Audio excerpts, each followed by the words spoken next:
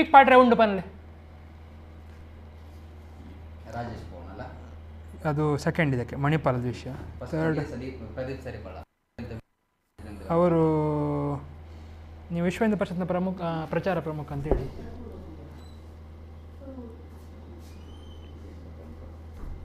ಮತ್ತು ಸುರೇಖಾ ರಾಜ್ ಅಂತ ದುರ್ಗಾವಾಹಿನಿಯ ಪ್ರಮುಖರಂತೇಳಿ ಹಾಂ ಎರಡು ಫಸ್ಟಿಗೆ ಅವರಿಬ್ಬರು ಫಸ್ಟ್ ಅಲ್ಲಲ್ಲ ಇದು ಭಯೋತ್ಪಾದನೆಗೆ ಒಬ್ಬನೇ ಪ್ರದೀಪ್ ಸರಿಪಾಳ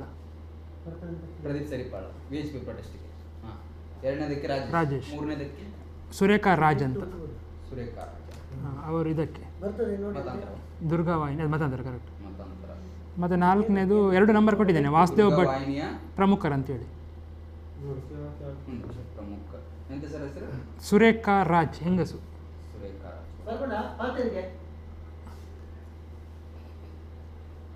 ಹಲೋ ಮಾತಾಡಿ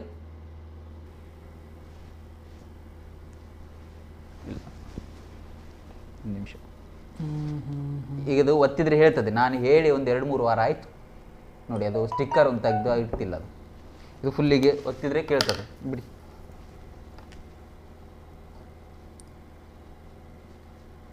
ನೋಡಿ ಒತ್ತಿದ್ರೆ ಮಾತ್ರ ಅದು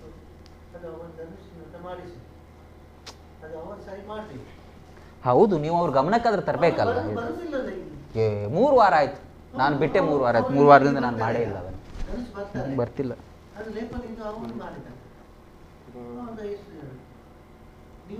ಒತ್ತಬೇಕು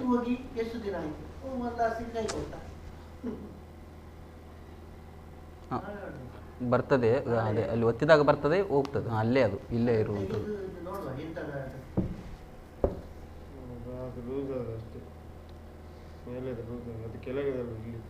ಅಲ್ಲೇ ಅಲ್ಲ ಅಲ್ಲಿ ಅಲ್ಲ ಇಲ್ಲಿ ಇಲ್ಲಿ ಇಲ್ಲಿ ಇಲ್ಲಿ ಒತ್ತಿದ್ರೆ ಬರ್ತದೆ ನೀವು ಮಾತಾಡ್ತಾನೆ ಇರಿ ಆಯ್ತು ಕಂಟಿನ್ಯೂ ಇಲ್ಲಿ ಲೂಸ್ ಆಗ್ತದೆ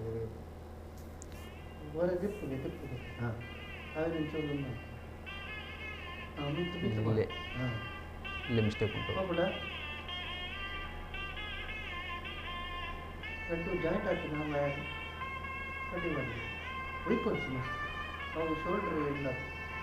ಇದು ಒತ್ತಿ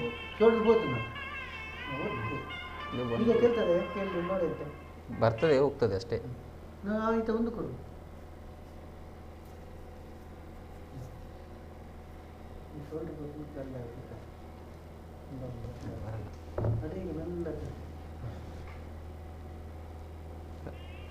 ಬಂದು ಬಂದು ಹೋಗ್ತದೆ ಅದು ಅಲ್ಲಿನ ಬೋರ್ಡ್ ಇದ್ದೀವಿ ಅಷ್ಟೇ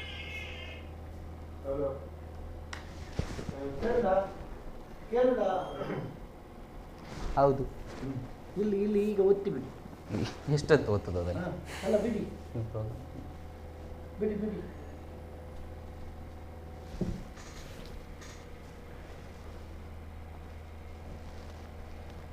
ಈಗ ಇಲ್ಲ ಇಲ್ಲ ಓಕೆ ಈರ ಪ್ರದೀಪ್ ಸರಿಪಳ್ಳಪ್ಪ ಅಲ್ಲ ಇಂಚ ಮಲ್ಪನ ಅಂಡರ್ಸ್ಟ್ಯಾಂಡ್ ಆಪನ್ ಈಗ ಬರ್ತದೆ ಹಾಗೆ ಹೇಳಿಬಿಡಿ ಹಾಗೆ ಹೇಗೂ ಬರ್ಕೊಂಡಿದ್ದೇನೆ ಈಗ ಈಗ ಒಕ್ಕ ಜನಕ್ಲ ಕಾಲ್ ಬತ್ತ ಇಂಚ ಮಲ್ಪಿರತ್ತೇರೆ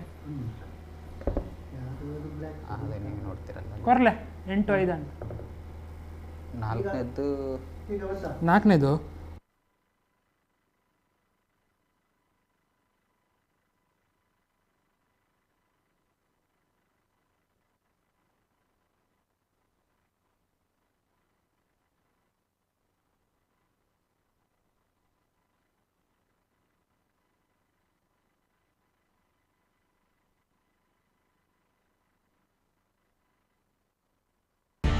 ಈ ಕಾರ್ಯಕ್ರಮದ ಪ್ರಾಯೋಜಕರು ತೇಜಸ್ವಿನಿ ಆಸ್ಪತ್ರೆ ಮತ್ತು ಶಿಕ್ಷಣ ಸಂಸ್ಥೆಗಳು Mallikatte Mangaluru. Kedar high living luxury homes airport road Derebail Mangalore. ಸಹ ಪ್ರಾಯೋಜಕರು sun premium refined sunflower oil family star, Santosh rice mills ರವರ 2 ಸ್ಟಾರ್ ಮತ್ತು Santosh boiled rice, Satyanath stores ಬಟ್ಟೆ ಮಳಿಗೆ, ಕರ್ನಾಟಕದ ಸ್ವಾದಕ್ಕೆ ವಿಶೇಷವಾಗಿ ಸಂಸ್ಕರಿಸಿದ ಕೆಟಿ ಸ್ಪೆಷಲ್ ಚಹಾ.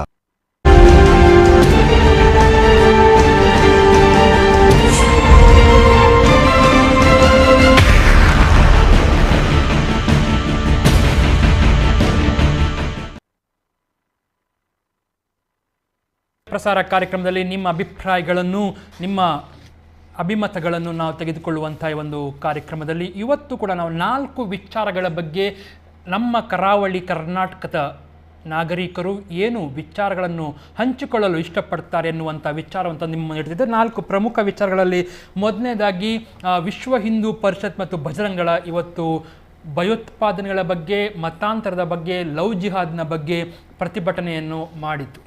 ಸೊ ಈ ವಿಚಾರ ಹಾಗಾದರೆ ಸದ್ಯಕ್ಕಂತೂ ಪರಿಹಾರ ಆಗುವುದಿಲ್ವಾ, ಅಥವಾ ಇಂಥ ವಿಚಾರಗಳು ಮತ್ತೆ ಮತ್ತೆ ಪ್ರತಿಭಟನೆಗೆ ಅಥವಾ ಹೋರಾಟಕ್ಕೆ ಕಾರಣ ಆಗ್ತಾ ಇದೆಯಾ? ಅದು ಇವತ್ತಿನ ಪ್ರಮುಖವಾಗಿರುವಂಥ ಮೊದಲ ಸುದ್ದಿ. ಎರಡನೇ ಸುದ್ದಿ, ಮಣಿಪಾಲದಲ್ಲಿ ತರಗತಿಯ ಒಳಗಡೆ ಒಬ್ಬ ವಿದ್ಯಾರ್ಥಿಗೆ ಟೆರ್ರಿಸ್ಟ್ ಎನ್ನುವಂತಹ ವಿಚಾರವನ್ನು ಹೇಳಿದ್ರು ಪ್ರಾಧ್ಯಾಪಕರು ಎನ್ನುವಂಥ ಸಂಗತಿ ಕೂಡ ಇವತ್ತು ಬಹಳ ಪ್ರಮುಖವಾಗಿ ಮುನ್ನೆಲೆಗೆ ಬಂದಿದೆ.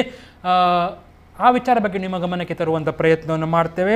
ಮೂರನೇದಾಗಿ, ಮತಾಂತರದ ಗುಲ್ಲು ಏನು ಹರಡ್ತಾ ಇತ್ತು ಅದಕ್ಕೆ ಈಗ ಸಾಕ್ಷ್ಯಗಳು ಸಿಗುವ ಮೂಲಕ ಅದು ಮೇಲ್ನೋಟಕ್ಕೆ ಮತ್ತು ಒಂದಿಷ್ಟು ವಿಚಾರಣೆ ಮಾಡಿದರೆ ಇದು ಅಂಡರ್ ಕರೆಂಟ್ ಆಗಿ ನಡೀತಾ ಇದೆ ಕರಾವಳಿಯಲ್ಲಿ ಮತಾಂತರ ಎನ್ನುವಂಥದ್ದು ಈಗ ಕಂಡು ಬರ್ತಿರುವಂಥ ವಿಚಾರ. ಇನ್ನು ನಾಲ್ಕನೇದಾಗಿ, ಉಡುಪಿಯಲ್ಲಿ ಟೆರ್ರಿಸ್ಟ್ ಕೃತ್ಯ ನಡೆಯಬಹುದು ಎನ್ನುವಂಥ ಒಂದು ಸುದ್ದಿ ಈಗ ಬರ್ತಾ ಇರುವುದು. ಉಡುಪಿಯ ಕೃಷ್ಣ ಮಠ ಮತ್ತು ಪ್ರಮುಖ ದೇವಾಲಯಗಳಲ್ಲಿ ಹೇಗೆ ನಾವು ಕರಾವಳಿಯ, ಅದರಲ್ಲೂ ಮುಖ್ಯವಾಗಿ ಮಂಗಳೂರಿನ ಕದ್ರಿ, ಮಂಗಳಾದೇವಿ, ಕುದ್ರೋಳಿ ಕ್ಷೇತ್ರದ ಬಗ್ಗೆ ಅಲ್ಲಿ ಬಾಂಬ್ ಇಡುವಂಥ ಪ್ರಯತ್ನವನ್ನು ಶಾರಿಕ್ ಮಾಡಿದ್ದ ಅಂತ ಮೊನ್ನೆ ಕೂಡ ಚರ್ಚೆ ಮಾಡಿದ್ವಿ. ಈಗ ಉಡುಪಿಯ ಮಠದ ಮೇಲೆ ಅಥವಾ ಅಷ್ಟಮಠಗಳ ಮೇಲೆ ಅಥವಾ ಕೃಷ್ಣ ಮಠದ ಮೇಲೆ ಆತನ ಕಣ್ಣು ಬಿದ್ದಿತ್ತಾ ಅಥವಾ ಆ ಬಗ್ಗೆ ಸುರಕ್ಷತೆಯನ್ನು ಏನು ಕೈಗೊಳ್ಳಲಾಗಿದೆ ಈ ಬಗ್ಗೆ ಕೂಡ ನಾವು ಚರ್ಚೆ ಮಾಡುವಂಥ ವಿಚಾರ. ನನ್ನೊಂದಿಗೆ ಮಹಂತೇಶ್ ಹಿರೇಮಠ ಅವರು ಇವತ್ತು ಇದ್ದಾರೆ. ಮಹಂತೇಶ್, ಬಹಳ ಪ್ರಮುಖವಾಗಿರುವಂಥ ಮೊದಲನೇ ಸುದ್ದಿ ನಾವು ಏನಂತ ಹೇಳಿದ್ರೆ, ಇದು ಆಗಾಗ ವಿಶ್ವ ಹಿಂದೂ ಪರಿಷತ್ನವರು ಮತ್ತು ಬಜರಂಗಳದ ನೀವು ದಶಕದ ಹಿಂದೆ ಅಥವಾ 2 ದಶಕಗಳ ಹಿಂದೆ ಕೂಡ ಈ ಸುದ್ದಿ ಅಂದರೆ ಅವರಿಂಥ ಪ್ರತಿಭಟನೆಯನ್ನು ಮಾಡ್ತಾ ಇದ್ರು, ಹೋರಾಟ ಮಾಡ್ತಾ ಇದ್ರು, ಭಯೋತ್ಪಾದನೆ ಬಗ್ಗೆ, ಮತಾಂತರದ ಬಗ್ಗೆ, ಲವ್ ಜಿಹಾದ್ ಬಗ್ಗೆ, ಗೋಹತ್ಯೆ ಬಗ್ಗೆ ಈಗ ಕೂಡ ಮಾಡ್ತಾ ಇದ್ದಾರೆ. ಅಂತವುಗಳೇ ಆಗಿಬಿಟ್ಟಿದೆ ಇತ್ತೀಚೆಗಂತೂ. ಈಗ ಯಾಕಂದ್ರೆ ಕುಕ್ಕರ್ ಬಾಂಬ್ ಸ್ಫೋಟದ ತರುವಾಯ ಭಯೋತ್ಪಾದನಾ ಕೃತ್ಯಗಳಾಗಿರ್ಬೋದು. ಇನ್ನು ನಿನ್ನೆ ಮೊನ್ನೆ ಅಷ್ಟೇ ಒಂದು ಹಿಂದೂ ಯುವತಿ ಆರೋಪ ಮಾಡಿದ್ರು ಲವ್ ಜಿಹಾದ್ ಅಂದ್ರೆ ನನ್ನ ಕೆಲಸ ಮತಾಂತರ ಮಾಡುದು, ಜೊತೆಗೆ ಮತಾಂತರ ಅಷ್ಟೇ ಅಲ್ಲ ಲೈಂಗಿಕ ದೌರ್ಜನ್ಯವನ್ನು ಕೂಡ ನಡೆಸಿದ್ದಾರೆ ಅಂತೇಳಿ ಆರೋಪವನ್ನ ಮಾಡಿದ್ರು. ಅದರ ವಿರುದ್ಧವಾಗಿ ಆಗಿರ್ಬೋದು. ಇನ್ನು ಅದೇ ಲವ್ ಜಿಹಾದ್, ಮತಾಂತರ, ಭಯೋತ್ಪಾದನಾ ಕೃತ್ಯಗಳನ್ನ ವಿರೋಧಿಸಿ ಕರಾವಳಿಯಾದ್ಯಂತ ಎಲ್ಲ ಕಡೆ ಕೂಡ ಹಿಂದೂ ಸಂಘಟನೆಗಳು ಹಮ್ಮಿಕೊಂಡಿದ್ದು. ಅದರ ಅಂಗವಾಗಿ ಇವರು ಮಂಗಳೂರಲ್ಲಿ ಕೂಡ ಇವತ್ತು ನಡೆಸಿರುವಂಥದ್ದು. ಹೌದು, ಎಸ್. ಸೊ ಇದಕ್ಕೆ ಅಫ್ಕೋರ್ಸ್ ನಾವು ಪ್ರತಿ ಬಾರಿ ವಿಚಾರಗಳ ಬಗ್ಗೆ ಚರ್ಚೆ ಮಾಡ್ತಿದ್ವಿ. ಈ ಬಗ್ಗೆ ನಮ್ಮೊಂದಿಗೆ ಮಾತಾಡಲಿಕ್ಕೆ ವಿಶ್ವ ಹಿಂದೂ ಪರಿಷತ್ ಬಜರಂಗದ ಪ್ರಚಾರ ಪ್ರಮುಖ ಆಗಿರುವಂತಹ ಪ್ರದೀಪ್ ಸರಿಪಳ್ಳ ಅವರಿದ್ದಾರೆ. ನಮಸ್ಕಾರ ಪ್ರದೀಪ್ ಅವರೇ. ನಮಸ್ತೆ. ನಮಸ್ತೆ. ಸೊ ಈಗ ಬರುವಂಥ ವಿಚಾರ, ಈ ಏನು ಇಶ್ಯೂ ಇಟ್ಕೊಂಡು ನೀವು ಪ್ರತಿಭಟನೆ ಮಾಡ್ತಾ ಇದ್ದೀರಿ ಅಥವಾ ಹೋರಾಟ ನಡೀತಾ ಉಂಟು, ಇದು ಅನೇಕ ವರ್ಷಗಳಿಂದ ನಡೆದುಕೊಂಡು ಬರ್ತಾ ಇರುವಂಥದ್ದು. ಈಗ ಮತ್ತೆ ಇದು ಮುನ್ನೆಲೆಗೆ ಬಂದಿದೆ. ಯಾಕಂತ ಹೇಳಿದ್ರೆ ಅಲ್ಲಲ್ಲಿ ಭಯೋತ್ಪಾದನೆ ಚಟುವಟಿಕೆ ಶಾರಿಕ್ನಿಂದ ಶುರುವಾದದ್ದು, ಈಗ ಮತಾಂತರ ಕೂಡ ಶುರುವಾಗಿರುವಂಥದ್ದು. ಈಗ ಎಗೇನ್ ಲವ್ ಜಿಹಾದ್ನ ವಿಚಾರಗಳು ಅಲ್ಲಲ್ಲಿ ಬರ್ತಾ ಇರೋದು. ಅಂದ್ರೆ ಎಲ್ಲೋ ಒಂದ್ ಕಡೆಯಲ್ಲಿ ಹೋರಾಟಕ್ಕೆ ಅಂತ್ಯ ಇಲ್ವಾ ಅಂತ ನಿಮ್ಗೆ ಅನಿಸ್ತಾ ಉಂಟಾ? ಇಲ್ಲ, ಅಂತ್ಯ ಅಂತ ಹೇಳೋದಕ್ಕಿಂತ ಜನರು ಜಾಗೃತಿ ಆದ್ರೆ ಅದಕ್ಕೆಲ್ಲಕ್ಕೂ ಅಂತ್ಯ ಆಗುತ್ತೆ. ನೋಡಿ, ನಾವು ವಿಶ್ವ ಹಿಂದೂ ಪರಿಷತ್ ಬಜರಂಗಗಳ ಪ್ರತಿ ಬಾರಿ ಹೇಳ್ತಾ ಬರ್ತಾ ಇದ್ದೇವೆ, ಉಗ್ರರು ಕರಾವಳಿಯನ್ನ ಒಂದು ಪ್ರಯೋಗ ಶಾಲೆಯಾಗಿ ಮಾಡ್ತಾ ಇದ್ದಾರೆ ಅಂತ. ಇವಾಗ ಹೇಳಿದಲ್ಲ, ನಾವು ಪ್ರತಿ ಬಾರಿ ಹೇಳಿದ್ರೆ, ಯಾವಾಗ 2008ರಲ್ಲಿ ಮೊಕ್ಕಚೇರಿಯಲ್ಲಿ 5 ಮಂದಿಯ ಬಂಧನ ಆಗುತ್ತೆ ನೋಡಿ ಚೊಮ್ಮಗುಡ್ಡೆಯಲ್ಲಿ, ಅಲ್ಲಿಂದ ಪ್ರಾರಂಭ ಆಗಿದ್ದ ಚಟುವಟಿಕೆಗಳು ನಿರಂತರವಾಗಿ ನಡೀತಾನೆ ಇದೆ. ನಮ್ಗೆ ಗೊತ್ತಿದೆ ಯಾವಾಗೆಲ್ಲ ಆಗಿದೆ. 2008ರಲ್ಲಿ ಆದ್ಮೇಲೆ 2013ರಲ್ಲಿ ಮುಜಾಹಿದೀನ್ ಸಂಸ್ಥಾಪಕನ ಬಂಧನ ಆಗುತ್ತೆ, ರಿಯಾಜ್ ಭಟ್ಕಳ ಅವರ ಸಹೋದರದು. 2013ರಲ್ಲಿ ಉಗ್ರರ ನಂಟು ಹೊಂದಿರೋದಕ್ಕೆ ಐಷಾ ಅಂತ ನೋಡಿ, ಆಶಾ ಹೋಗಿ ಐಷಾವಾಗಿ ಮತಾಂತರ ಆಗ್ತಾಳೆ. ಅಲ್ಲಿ ಲವ್ ಜಿಹಾದ್ನ ಮೂಲಕ ಅವಳನ್ನ ಭಯೋತ್ಪಾದನಾ ಚಟುವಟಿಕೆ ಉಪಯೋಗ ಮಾಡ್ತಾರೆ. ಅದು ಕೂಡ ಭಯೋತ್ಪಾದನಾ ಚಟುವಟಿಕೆ. 2015ರಲ್ಲಿ ರಿಯಾಜ್ ಭಟ್ಕಳ, ರಿಯಾಜ್ ಸೈಯದ್ ವಿಮಾನ ನಿಲ್ದಾಣದಲ್ಲಿ ಬಂಧನ ಆಗುತ್ತೆ. 2019ರಲ್ಲಿ ಶ್ರೀಲಂಕಾದಿಂದ ನಮ್ಮ ಕೇರಳದ ಹತ್ರ ಮಂಗಳೂರಿಗೆ ಅಹಿಯಲ್ ಘೋಷಣೆ ಮಾಡ್ತಾರೆ, ಇದು ಉಗ್ರರು ಬಂದಿದ್ದಾರೆ ಅಂತ. ಅದೇ ಇವಾಗ 21ರಲ್ಲಿ ಇದಿನೊಬ್ಬನವರ ಮೊಮ್ಮಗ ನಮ್ಮ ಹಿಂದೂ ಹೆಣ್ಣನ್ನ ದೀಪ್ತಿ ಮಾರ್ಲ ಅನ್ನುವಂತ ಹೆಣ್ಣು ಮಗಳನ್ನ ಮತಾಂತರ ಮದುವೆಯಾಗಿ ಮತಾಂತರ ಅವನ್ನ ಭಯೋತ್ಪಾದನಾ ಕೃತ್ಯಕ್ಕೆ ಉಪಯೋಗ ಮಾಡಿದ್ದಾನೆ. ನಮ್ಗೆ ಗೊತ್ತಿದೆ ಅದೆಲ್ಲ. ಇದು ಮೊದಲ ಬಾರಿಗೆಲ್ಲ ನೋಡಿ, ಯಾವಾಗ ಅಲರ್ಟ್ ಆಗ್ಬೇಕಿತ್ತು ನಾವು 2000 ಇತ್ತೀಚೆಗೆ ಒಂದು ಗೋಡೆ ಬರಹ ಬರೀತಾರೆ, ನಾವು ಚಡ್ಡಿಗಳ ಎಚ್ಚರ ಆಗಿದೆ ಅಂತೇಳಿ ಗೋಡೆ ಬರಹ ಕೂಡ ಬರೀತಾರೆ.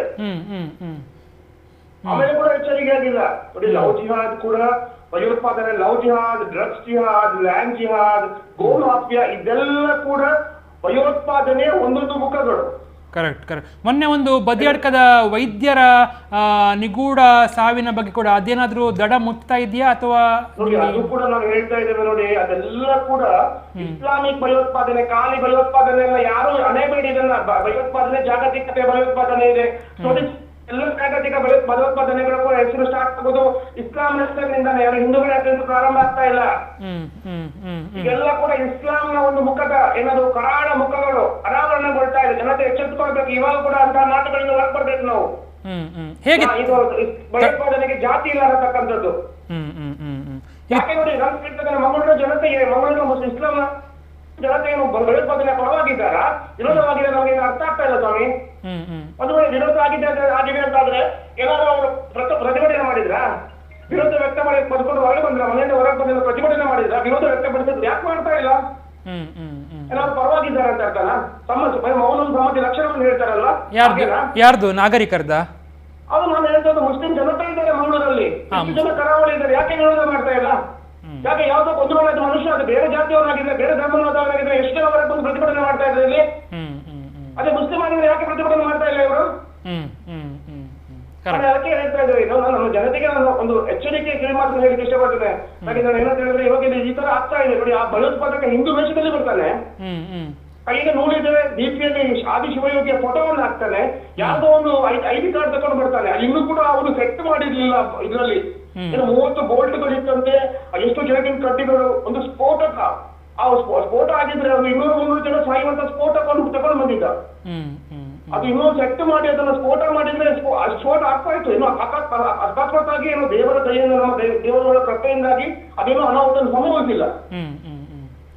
ಒಂದು ಮೊದಲನೇ ದಿನ ಬಂದಾಗ ರಿಯಾಕ್ಷನ್ ಏನಿತ್ತು ಅಂತ ಹೇಳಿದ್ರೆ, ಪ್ರೇಮರಾಜ್ ಅಂತ ರಿಯಾಕ್ಷನ್ ಹೇಗಿರುತ್ತೆ ಅಂತ ಹೇಳಿದ್ರೆ, ಏನು ಸೋಷಿಯಲ್ ಮೀಡಿಯಾದಲ್ಲಿ ಮುಸಲ್ಮಾನರು ಬೇಕಾಬಿಟ್ಟು ಹಿಂದೂಗಳೆಲ್ಲ ಭಯೋತ್ಪಾದಕಗಳಂತ ಬಿಂಬಿಸ್ಬಿಟ್ರು. ಯಾವಾಗ ಇಸ್ಲಾಂ ಅಂತ ಗೊತ್ತಾಯ್ತಾ ತಕ್ಷಣವಾಗಿ ಯಾರು ಬಾಯಿ ಮುಚ್ಚಿಕೊಳ್ಕೊಂಡ್ರಲ್ವಾ? ಯಾಕೆ ಮಾತಾಡಿಲ್ಲ ಅವರು? ನಮಗೂ ಒಂದು ಅವರ ಮೇಲೆ ವಿಶ್ವಾಸ ಬರ್ಬೇಕಲ್ವಾ? ನಾನು ಮಂಗಳೂರು ಜನತೆಗೆ, ನಮ್ಮ ಹಿಂದೂಗಳಿಗೆ, ನಾನು ಬೇರೆ ಅವರಿಗೆ ನಾನು ವಿನಂತಿಯನ್ನ ಮಾಡ್ತಾ ಇದ್ದೇನೆ. ಏನಿದೆ ಭಯೋತ್ಪಾದನೆ ಕೃತ್ಯಗಳು ಇನ್ನೂ ಕೂಡ ಇಲ್ಲಿ ಕರಾವಳಿಯಲ್ಲಿ ನಡೀತಾ ಇದೆ, ಅದಕ್ಕೆ NIA ಸ್ಥಾಪನೆ ಆಗ್ಬೇಕು ಅಂತ ನಾವೇನು ಇವಾಗ ನಾನು ಗೃಹ ಮಂತ್ರಿ ಹತ್ರ ಅದನ್ನ ಅವರ ಹತ್ರ ಪ್ರಸ್ತಾವನೆಯನ್ನ ಮಾಡಿದೀವಿ ವಿಶ್ವ ಹಿಂದೂ ಪರಿಷತ್ ಕಡೆಯಿಂದ. ಅಷ್ಟೇ ಅಲ್ಲ, ಇಲ್ಲಿ ಜನತೆ ಯಾರ ಹತ್ರ ಕೂಡ ವ್ಯವಹಾರ ಮಾಡಬೇಕಿದ್ರೆ ಎಚ್ಚರ ವಹಿಸ್ಕೊಳ್ಳಿ. ರಿಕ್ಷಾ ಬಾಡಿಗೆ ಇರ್ಬೋದು, ಮನೆ ಬಾಡಿಗೆ ಇರ್ಬೋದು, ವ್ಯಾಪಾರಗಳನ್ನಿರ್ಬೋದು, ನಮಗೆ ಅವರು ಶಂಕಿತರು, ಭಯೋತ್ಪಾದಕರಿಗೆ ಸಪೋರ್ಟ್ ಮಾಡಿದ್ರು ಅನ್ನುತ್ತಾ ಇದ್ರೆ ಅವ್ರ ಹತ್ರ ವ್ಯಾಪಾರ ವ್ಯವಹಾರವನ್ನು ಮಾಡಬೇಡಿ. ಮತ್ತೆ ಯಾರು ಅನುಮಾನಾಸ್ಪದವಾಗಿ ವ್ಯಕ್ತಿಗಳು ಬರ್ತಾ ಇದೆ ಅಂತವರನ್ನ ಮಾಹಿತಿಯನ್ನು ತಕ್ಷಣ ಪೊಲೀಸ್ ಸ್ಟೇಷನ್ಗೆ ನೀಡುವಂತ ಕೆಲಸವನ್ನ ಮಾಡಿ. ತೊಂದರೆ ಏನಿಲ್ಲ, ಸ್ಟೇಷನ್ ಅಲ್ಲಿ ಎನ್ಕ್ವೈರಿ ಆಗಿ ತೊಂದರೆ ಏನು ಆಗುದಿಲ್ಲ. ಜನರು ಜಾಗೃತಿಯಿಂದ ಇದ್ರೆ ಖಂಡಿತವಾಗಿ ಇಂತಹ ಅನಾಹುತಗಳನ್ನು ತಪ್ಪಿಸಲಿಕ್ಕೆ ಸಾಧ್ಯ ಆಗುತ್ತೆ. ನಿಮ್ಮ ಪ್ರಕಾರ ಮುಸ್ಲಿಂ ಮುಖಂಡರು, ಆ ಸಂಘಟನೆಗಳು ಕೂಡ ಬಹಿರಂಗವಾಗಿ ಬೀದಿಗಿಳಿದು ಹೋರಾಟ ಮಾಡಬೇಕಿತ್ತು ಅಂತ ನಿರೀಕ್ಷೆ ಮಾಡ್ತೀವಿ. ಒಂದು ವೇಳೆ ಅವರು ಹಿಂದೂ ಆಗಿದ್ರೆ ಪ್ರತಿಭಟನೆ ಮಾಡ್ತಾ ಇದ್ರೆ ಇಲ್ವಾ? ಯಾಕೆ ಮಾಡ್ತಾ ಇಲ್ಲ? ಇಲ್ಲಿ ಭಯೋತ್ಪಾದನೆ ಅವರಿಗೆ ಜಾತಿ ಇಲ್ಲ ಅಂತಂದ್ರೆ ಅವ್ರಿಗೆ ಜಾತಿ ಬಿಟ್ಟು ಬರಬೇಕಿತ್ತಲ್ಲ ಹೊರಗಡೆ. ಎಲ್ಲರೂ ವಿರೋಧವನ್ನು ವ್ಯಕ್ತಪಡಿಸಿದ್ರು. ವಿರೋಧ ವ್ಯಕ್ತಪಡಿಸಿದ್ರೆ ಅವರ ಒಳಗಿರುವ ಮೂಲಭೂತವಾದಿಗಳು ಇವರನ್ನ ಬೈತಾರಂತನ, ಅದು ಇವರನ್ನ ಟಾರ್ಗೆಟ್ ಮಾಡ್ತಾರೆ ಅಂತ ಹೆದರಿಕೆ ಅಲ್ಲ. ಓಪನ್ ಆಗಿ ಹೇಳಿ ಅಲ್ಲ ಇವರು. ಅಂದ್ರೆ ಅವರ ಮೇಲೆ ಕೂಡ ಒತ್ತಡ ಇದೆ, ಪ್ರತಿಭಟನೆ ಮಾಡಬಾರ್ದು ಅಂತ ನೀವು ಹೇಳುದು. ಗೊತ್ತಿಲ್ಲ, ನಮ್ಗೆ ಗೊತ್ತಿಲ್ಲ, ಇವ್ರು ಹೇಳ್ಬೇಕಲ್ಲ ಓಪನ್ ಮಾಡಿ. ದೇಶಭಕ್ತರಾಗಿದ್ರೆ ಖಂಡಿತವಾಗಿ ವಿರೋಧ ಕೊಡೋ ಕೆಲಸವನ್ನು ಮಾಡ್ತಾ ಇದ್ರಲ್ವಾ? ಯಾಕೆ ಮಾಡಿಲ್ಲ ಇವರು? ಕರೆಕ್ಟ್. ಎಸ್, ಓಕೆ, ಧನ್ಯವಾದ. ನಮ್ಮಡಿಗೆ ಪ್ರದೀಪ್ ಸರಿಪಾಳ್ ಅವರು ಮಾತಾಡ್ತಾ ಇದ್ರು, ವಿಶ್ವ ಹಿಂದೂ ಪರಿಷತ್ ಭಜನಗಣದ ಪ್ರಚಾರ ಪ್ರಮುಖರು.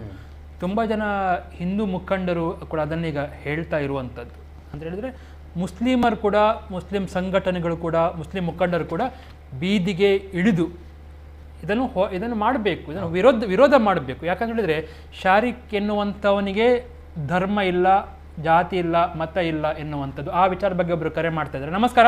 ಹಲೋ. ನಮಸ್ತೆ, ಹೇಳಿ ಸರ್. ನಮಸ್ತೆ. ನಾನು ಹೇಳ್ತಿರೋದು ಏನಪ್ಪಾ ಅಂದ್ರೆ, ಈ ಪ್ರತಿಭಟನೆ ಎಲ್ಲ ಮಾಡಿ ಪ್ರಯೋಜನ ಇಲ್ಲ. ಆಗುದಾದ್ರೆ ಗ್ರಾಮ ಮಟ್ಟದಲ್ಲಿ ಪ್ರತಿ ಕುಟುಂಬವನ್ನು ಸಂಪರ್ಕಿಸಿ ಆ ಜಾಗೃತಿಗೊಳಿಸುವಂತ ಕೆಲಸವನ್ನು ಹಿಂದೂ ಯುವಕರು ಮಾಡಬೇಕು. ಮತ್ತೆ ಇವರು ಮಾತೃ ಸಂಘದವರು ಕೂಡ ಮಾತೆಯವರು ಕೂಡ ಅದೇ ರೀತಿಯಂತ ಪ್ರಯತ್ನ ಮಾಡಬೇಕು. ಮತ್ತೆ ಬೈಠಕ್ಗಳನ್ನು ನಡೆಸಿಕೊಂಡು ಸ್ವಲ್ಪ ಜಾಗೃತ ಸ್ಥಿತಿಯಲ್ಲಿರುವಂತ ಒಂದು ಕೆಲಸ ಮಾಡಿದ್ರೆ ನಾವು ಹೇಗಿರ್ಬೇಕು ನಮ್ಮ ಯಾಕೆಂದ್ರೆ ನೋಡಿ, ಅನ್ಯ ಧರ್ಮದವರು ಆಗ್ಲಿ ಚರ್ಚಲ್ಲಾಗ್ಲಿ ಮಸೀದಿಯಲ್ಲಿ ಹೇಗೆ ಇರ್ಬೇಕಂತ ಹೇಳ್ತಾರೆ. ನಮ್ಮಲ್ಲಿ ಹೇಳುವಂತ ಇದೇ ಇಲ್ಲ, ವ್ಯವಸ್ಥೆ ಇಲ್ಲ. ಒಂಥರ ಕುರಿ ಮಂದಿಯಾಗಿ ಆಗ್ಬಿಟ್ಟಿದ್ದೇವೆ. ಮತ್ತೆ ನೋಡಿ, ಅಲ್ಪಸಂಖ್ಯಾತರ ಅಂತಾರಲ್ಲ, ಅಲ್ಪಸಂಖ್ಯಾತರು ಒಂದೇ ಸಮುದಾಯದವರಲ್ಲ, ಬಾಕಿ ಬೇರೆ ಬೇರೆ ಸಮುದಾಯದವರು ಅಲ್ಪಸಂಖ್ಯಾತರಿದ್ದಾರೆ. ಅವರು ಹೇಗೆ ದೇಶಕ್ಕೆ ನಿಷ್ಠರಾಗಿದ್ದಾರೆ? ಇವರೇ ಯಾಕೆ ದೇಶದ ವಿರುದ್ಧವಾಗಿ ಮಾಡ್ತಾರೆ? ಯಾಕೆ ಕಾನೂನು ಇವರಿಗೆ ಬೇಡ? ದೇಶದ ಸೌಲಭ್ಯಗಳನ್ನು ಏಕೆ ಬಾಚಿಕೊಳ್ತಿಕೊಳ್ತಾರೆ? ಅದರ ಬಗ್ಗೆ ಸ್ವಲ್ಪ ನಾವು ಪ್ರಶ್ನೆ ಮಾಡುವಂತ ಕೆಲಸ ಮಾಡಬೇಕು. ಸಮಾಜ ಗ್ರಾಮಗಳಿಗೆ ಹೋಗಿ ಜಾಗೃತಿ ಅಂದ್ರೆ ಹೇಗೆ ನಿಮ್ಮ ಪ್ರಕಾರ? ಅಂದ್ರೆ ಅವರು ಹೇಳುವಂಥದ್ದು ಪ್ರತಿ ಗ್ರಾಮ ಮಟ್ಟದಲ್ಲೂ ಕೂಡ ಹೇಗೂ ಹಿಂದೂ ಸಂಘಟನೆಗಳಾಗಿರ್ಬೋದು, ಬೇರೆ ಬೇರೆ ಸಂಘಟನೆಗಳು ಇದ್ದೇ ಇರ್ತದೆ. ಅಲ್ಲಲ್ಲಿ ಆದ್ರೆ ಸ್ಥಳೀಯವಾಗಿ ಅಂದ್ರೆ ತಳಮಟ್ಟದಲ್ಲಿ ಹೇಳುದು ಇಂಥವು ಜಾಗೃತಿ ಮೂಡಿಸುವಂತ ಕೆಲಸವನ್ನ ಮಾಡ್ಬೇಕು ಅಂತ ಹೇಳ್ತಾರೆ. ಮತ್ತೆ ಏನಂತ ಹೇಳಿದ್ರೆ, ಇವತ್ತು ಇಲ್ಲಿ ನಾವು ಮಾಧ್ಯಮದಲ್ಲಿ ಕೂತ್ಕೊಂಡು ಯಾವುದೇ ಒಂದು ಧರ್ಮ ಅಥವಾ ಯಾವುದೇ ಪರ ಅಂತಲ್ಲ, ಯಾವುದೇ ನಮಗೆ ಅನ್ಯಾಯ ಆಗ್ತಾ ಇದೆ ಯಾವುದೇ ಧರ್ಮದಿಂದ ಆಗ್ಲಿ, ನಮಗೆ ಅನ್ಯಾಯ ಆಗ್ತದೆ ಇಂಥ ವ್ಯಕ್ತಿಯಿಂದ ಆಗ್ಲಿ ಅಂತ ಮುಂದಾಲೋಚನೆನ ತಾವೇ ಮಾಡ್ಬೇಕು. ಯಾರೇ ಒಬ್ಬರ ಹತ್ರ ಕೆಲಸಕ್ಕೆ ಹೋಗ್ತಾ ಇದೀವಿ ಅಂತ ಹೇಳುವಾಗ ಯಾವ ರೀತಿ ಇದ್ದಾರೆ, ಹೇಗೆ ಇಲ್ಲ, ಕೆಲವರುಗಳಿಗೆ ಅವಶ್ಯಕತೆ ಇದ್ದೇ ಇರ್ತದೆ ಕೆಲಸಕ್ಕೆ ಹೋಗಿ. ಈಗ ನಾವು ಮತಾಂತರದ ವಿಷಯವನ್ನೇ ಮಾತನಾಡೋದಾದ್ರೆ, ಈಗ ಒಬ್ರು ಆಪಾದನೆ ಮಾಡಿದ್ರು, ಅವರು ನನ್ನನ್ನ ಇಂತಲ್ಲಿ ಕೆಲಸಕ್ಕೆ ಸೇರಿಸಿದ್ರು ಒಬ್ಬರ ಮನೆಯಲ್ಲಿ, ಡಾಕ್ಟರ್ ಮನೆಯಲ್ಲಿ, ಆಮೇಲೆ ನಂಗೆ ಕುರಾನ್ ಓದ್ಲಿಕ್ಕೆ ಹೇಳಿದ್ರು, ನಂಗೆ ನಮಾಜ್ ಮಾಡ್ಲಿಕ್ಕೆ ಹೇಳಿದ್ರು, ಇದೆಲ್ಲ ಹೇಳ್ತಾರೆ ಅಂದ್ಮೇಲೆ ಆಗ್ಲೇ ಬರ್ಬೇಕಿತ್ತು, ಅವ್ರು ಆಗ್ಲೇ ಹೊರಗೆ ಬರ್ಬೇಕಿತ್ತು. ಕೆಲವು ಸಲ ಸಹಿಸ್ಕೊಂಡಿರ್ತಾರೆ, ಯಾಕಂದ್ರೆ ಕೆಲಸದ ಅವಶ್ಯಕತೆ ಇರ್ತದೆ, ಎಲ್ಲ ಇರ್ತದೆ. ಇನ್ನೊಂದು ಕಡೆ ನೋಡ್ಬೇಕು, ಮತ್ತೆ ಇಂಥ ಸಂದರ್ಭ ಆದಾಗ ಹಿಂದೂ ಸಂಘಟನೆ ಏನು ಬಜರಂಗ ದಳ ಆಗಿರ್ಬೋದು, ವಿಶ್ವ ಹಿಂದೂ ಪರಿಷತ್ ಆಗಿರ್ಬೋದು, ಇವ್ರುಗಳಾದ್ರೂ ನೆರವಿಗೆ ಹೋಗ್ಬೇಕು.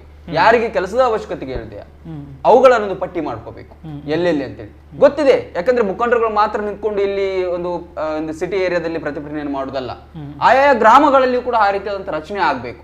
ಯಾವ ಮನೆಯಲ್ಲಿ ಎಷ್ಟು ಜನ ಹೆಣ್ಣು ಮಕ್ಕಳಿದ್ದಾರೆ, ಏನ್ ಕೆಲಸ ಮಾಡ್ತಿದ್ದಾರೆ, ಏನ್ ಕಲ್ತಿದ್ದಾರೆ, ನಮ್ಮ ಧರ್ಮದ ಅವರ ಧರ್ಮದ ಹೆಣ್ಣು ಮಕ್ಕಳನ್ನು ಅವರು ಕಾಪಾಡ್ಕೊಳ್ಬೇಕಾ, ಈ ರೀತಿಯಾದಂತ ಕೆಲವೊಂದು ಸಲಹೆ ಸೂಚನೆಗಳು ಕೊಡ್ಬೇಕು, ಅವರಿಗೆ ನೆರವನ್ನ ಒದಗಿಸಬೇಕು ಅಂತ ಕೆಲಸ ಮಾಡ್ಬೇಕು.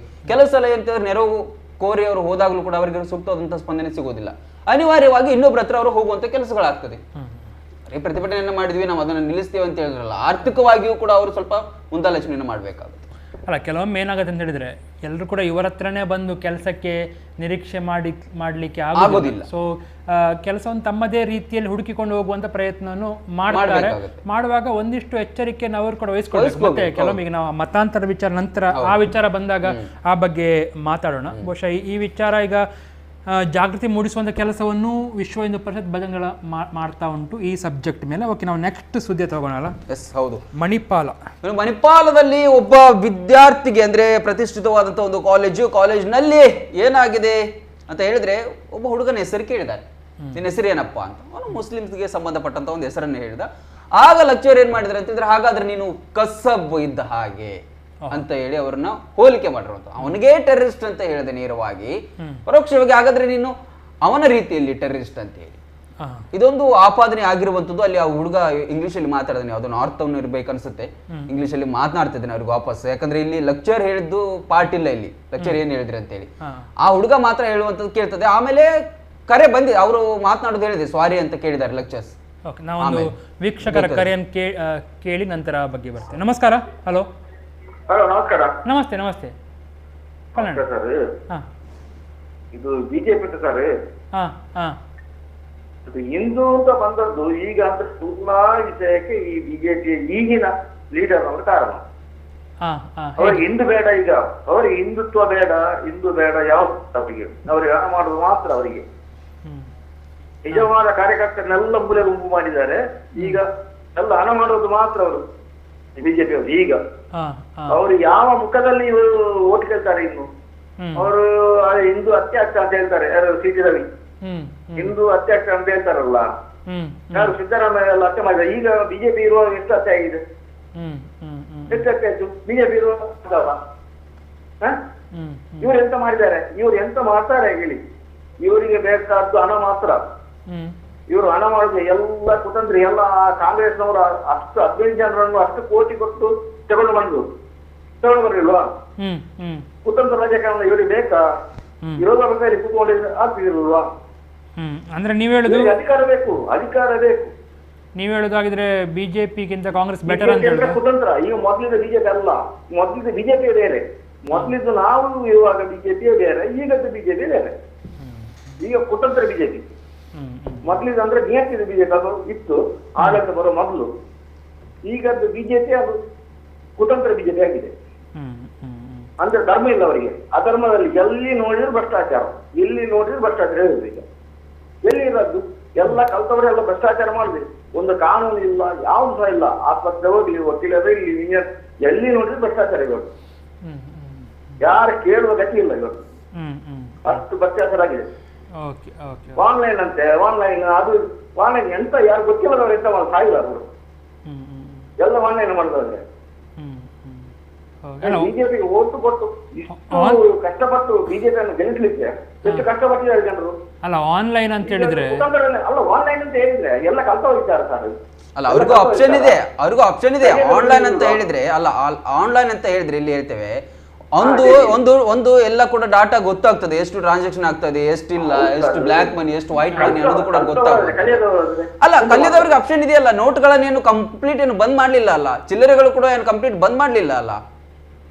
ಅಲ್ಲ ಆದ್ರೂ ಬಂದ್ ಮಾಡಿದ್ದು ನಮ್ಗೆ ಮೊನ್ನೆ ಬಿಜೆಪಿ ಆಗ್ತದೆ ಹೋದ ನಾನು ಒಂದು ಆನ್ಲೈನ್ ಆಗ್ತದೆ, ಡೀಟೇಲ್ ಕಳ್ಸೋದು ಆನ್ಲೈನ್. ಎಂತ ಅವ್ರು ಒಂದು ಡೀಟೇಲ್ಸ್ ಹೇಳ್ಬೇಕಲ್ಲ, ಅದು ಸಹ ಹೇಳಿಲ್ಲ ಅವರು. ಬಂಟ್ವಾಳದಲ್ಲಿ ನಮ್ದು ಬಂಟ್ವಾಳದಲ್ಲಿ ಬೇರೆ ಅಲ್ಲ, ಇವರಿಗೆಲ್ಲ ದೊಡ್ಡ ಅಡಿಕೆ ದೊಡ್ಡವರು ಅದು ಇವರೇ ಬೇಕು, ಎಲ್ಲ ದೊಡ್ಡವರೇ, ಶ್ರೀಮಂತರೇ ಬೇಕು, ಬಡವರು ಯಾರು ಬೇಡ ಇವರಿಗೆ. ಬಡವರ ಓಟು ಮಾತ್ರ ಬೇಕು ಇವರಿಗೆ ಬಿಜೆಪಿಯವರಿಗೆ. ಅಂದ್ರೆ ಕೇವಲ ಬಿಜೆಪಿ ಅವರು ಮಾತ್ರವಾ ಭ್ರಷ್ಟಾಚಾರಿಗಳು ಅಂತ ಹೇಳೋದು? ಕಾಂಗ್ರೆಸ್ ಭ್ರಷ್ಟ, ಮೊದಲು ಭ್ರಷ್ಟ ಅಂತ ಹೇಳಿ ಇವರನ್ನು ತಂದದಲ್ಲ ನಾವು. ಕಾಂಗ್ರೆಸ್ ಭ್ರಷ್ಟ ಅಂತ ಹೇಳಿ ಇವರನ್ನು ತಂದದಲ್ಲ, ಇವರು ಅದಕ್ಕೆ ಭ್ರಷ್ಟ ಆದ್ರೆ ಇವರನ್ನು ತಂದದಲ್ಲ. ಎಲ್ಲವೂ ಇಷ್ಟು ಎಲ್ಲ ಜನರು ಬಡವರೆಲ್ಲ ಎಲ್ಲ ಹಿಂದೂ ಬಡವರೆಲ್ಲ ಇಷ್ಟು ಕಷ್ಟಪಟ್ಟು ಇವರನ್ನು ತಂದ್ರು ಅರಾಜ್ಯಕ್ಕೆ. ಇವರು ಅದಕ್ಕೆ ಭ್ರಷ್ಟ ಆದ್ರೆ ಇವ್ರು ಯಾವ ಮುಖದಲ್ಲಿ ಓಟ್ ಗೆಲ್ತಾರೆ? ಈಗ ಅಲ್ಲಿ ನಾವು ಹೇಳುದು ಸಿಟಿರಯ್ಯ ಅವರು ಅಷ್ಟು ಬೊಬ್ಬೆ ಹೇಳ್ತಾರೆ ಅಂತ, ಹಿಂದೂಗಳನ್ನ ಹತ್ಯೆ ಮಾಡ್ತಾರೆ, ಹಾಗೆ ಮಾಡ್ತಾರೆ ಅಂತ. ಅವ್ರು ಈ ಟೈಮಲ್ಲಿ ನೆನಪಾಗುದು ಓಟಿನ, ಬಾಕಿ ಟೈಮಲ್ಲಿ ಹಿಂದೂಗಳು ನೆನಪಾಗುದಿಲ್ಲ ಅವರಿಗೆ, ನೆನಪಾಗ್ತಾರೆ ಅವರು. ಸರಿ ಸರಿ ಸರಿ, ಓಕೆ, ನಿಮ್ಮ ಪಾಯಿಂಟ್ ಹೇಳಿದ್ರಿ ನೀವು, ಧನ್ಯವಾದ ಕರೆ ಮಾಡಿ. ಅಂದರೆ ಈಗ ಕೆಲವು ಆನ್ಲೈನ್ಗಳು ಪಾರದರ್ಶಕವಾಗಿರಬೇಕು ಎನ್ನುವಂಥ ಕಾರಣಕ್ಕೆ ಆನ್ಲೈನ್ಗಳನ್ನು ತರಲಾಗಿದೆ. ಈಗ ಆನ್ಲೈನ್ ತಂದ ಕಾರಣ ಎಲ್ಲಿ ಕೂಡ ಸೋರಿಕೆ ಎನ್ನುವುದು ಆಗುವುದಿಲ್ಲ. ಈಗ ಫಾರ್ ಎಕ್ಸಾಂಪಲ್ ಎಲ್ಲಿ ಒಂದು ರೈತರ ಅಕೌಂಟಿಗೆ ಪ್ರಧಾನಮಂತ್ರಿ ಇಷ್ಟು ಹಣ ಅಂತ ಹಾಕುವಾಗ ಅದು ಅಲ್ಲಿ ಡೆಲ್ಲಿಯಲ್ಲಿ ಅವರು ಅಥವಾ ಎಲ್ಲಿಂದ ಅವರು ಒಂದು ಚಾಲನೆ ಕೊಡ್ತಾರೆ, ನೇರವಾಗಿ ಅಷ್ಟೇ ಹಣ ಅಕೌಂಟಿಗೆ ಬಂದು ರೈತರದ್ದು ಬೀಳ್ತದೆ. ಮುಂಚೆ ಅದೇ ಒಂದು 2,000 ಅಲ್ಲಿಂದ ಹೊರಟಾಗ ಇವರ ಅಕೌಂಟಿಗೆ ಎಷ್ಟು ಬೀಳತ್ತೆ ಎನ್ನುವುದು ಒಂದು ವಿಚಾರ ಇತ್ತು. ಇನ್ನೊಂದು ಕೆಲವೆಲ್ಲ ಈಗ ಆನ್ಲೈನ್ ಆಗಿರುವಂಥದ್ದು ಏನಂತ ಹೇಳಿದ್ರೆ ಅಲ್ಲಿ ದಾರಿ ತಪ್ಪಬಾರ್ದು ಅಂತೇಳಿ. ಈಗ OTP ಎಲ್ಲ ಮೊಬೈಲ್ಗೆ ಬರುತ್ತೆ, ನಿಮ್ಮ ಹತ್ರ ಪಕ್ಕನೆ ಮೊಬೈಲ್ ಇಲ್ಲ ಅಂತ ಆದರೆ ನೀವು ನಿಮ್ಮ ಮಕ್ಕಳದು ಅಥವಾ ಸಂಬಂಧಿಕರದು ಯಾರ್ದಾದ್ರೂ ಒಂದು ಇದು ಮಾಡಿ ಅಲ್ಲಿಂದ ಅವರನ್ನು ಸಹಾಯವನ್ನು ಪಡೆದುಕೊಂಡು ಆ OTPಯನ್ನು ಬ್ಯಾಂಕಿಗೋ ಸಂಬಂಧಪಟ್ಟ ಕಚೇರಿಗೆ ಕೊಟ್ಟು ಎಲ್ಲೋ ಒಂದೊಂದು ಕಡೆ ಗೊತ್ತಿಲ್ದಿರೋರ್ಗೆ ತಾವು ಒಂದು ಅನ್ಯಾಯಕ್ಕೆ ಒಳಗಾಗುವಂತ ಪ್ರಸಂಗಗಳು ಇದೆ, ಇಲ್ಲ ಅಂತ ಅಲ್ಲ.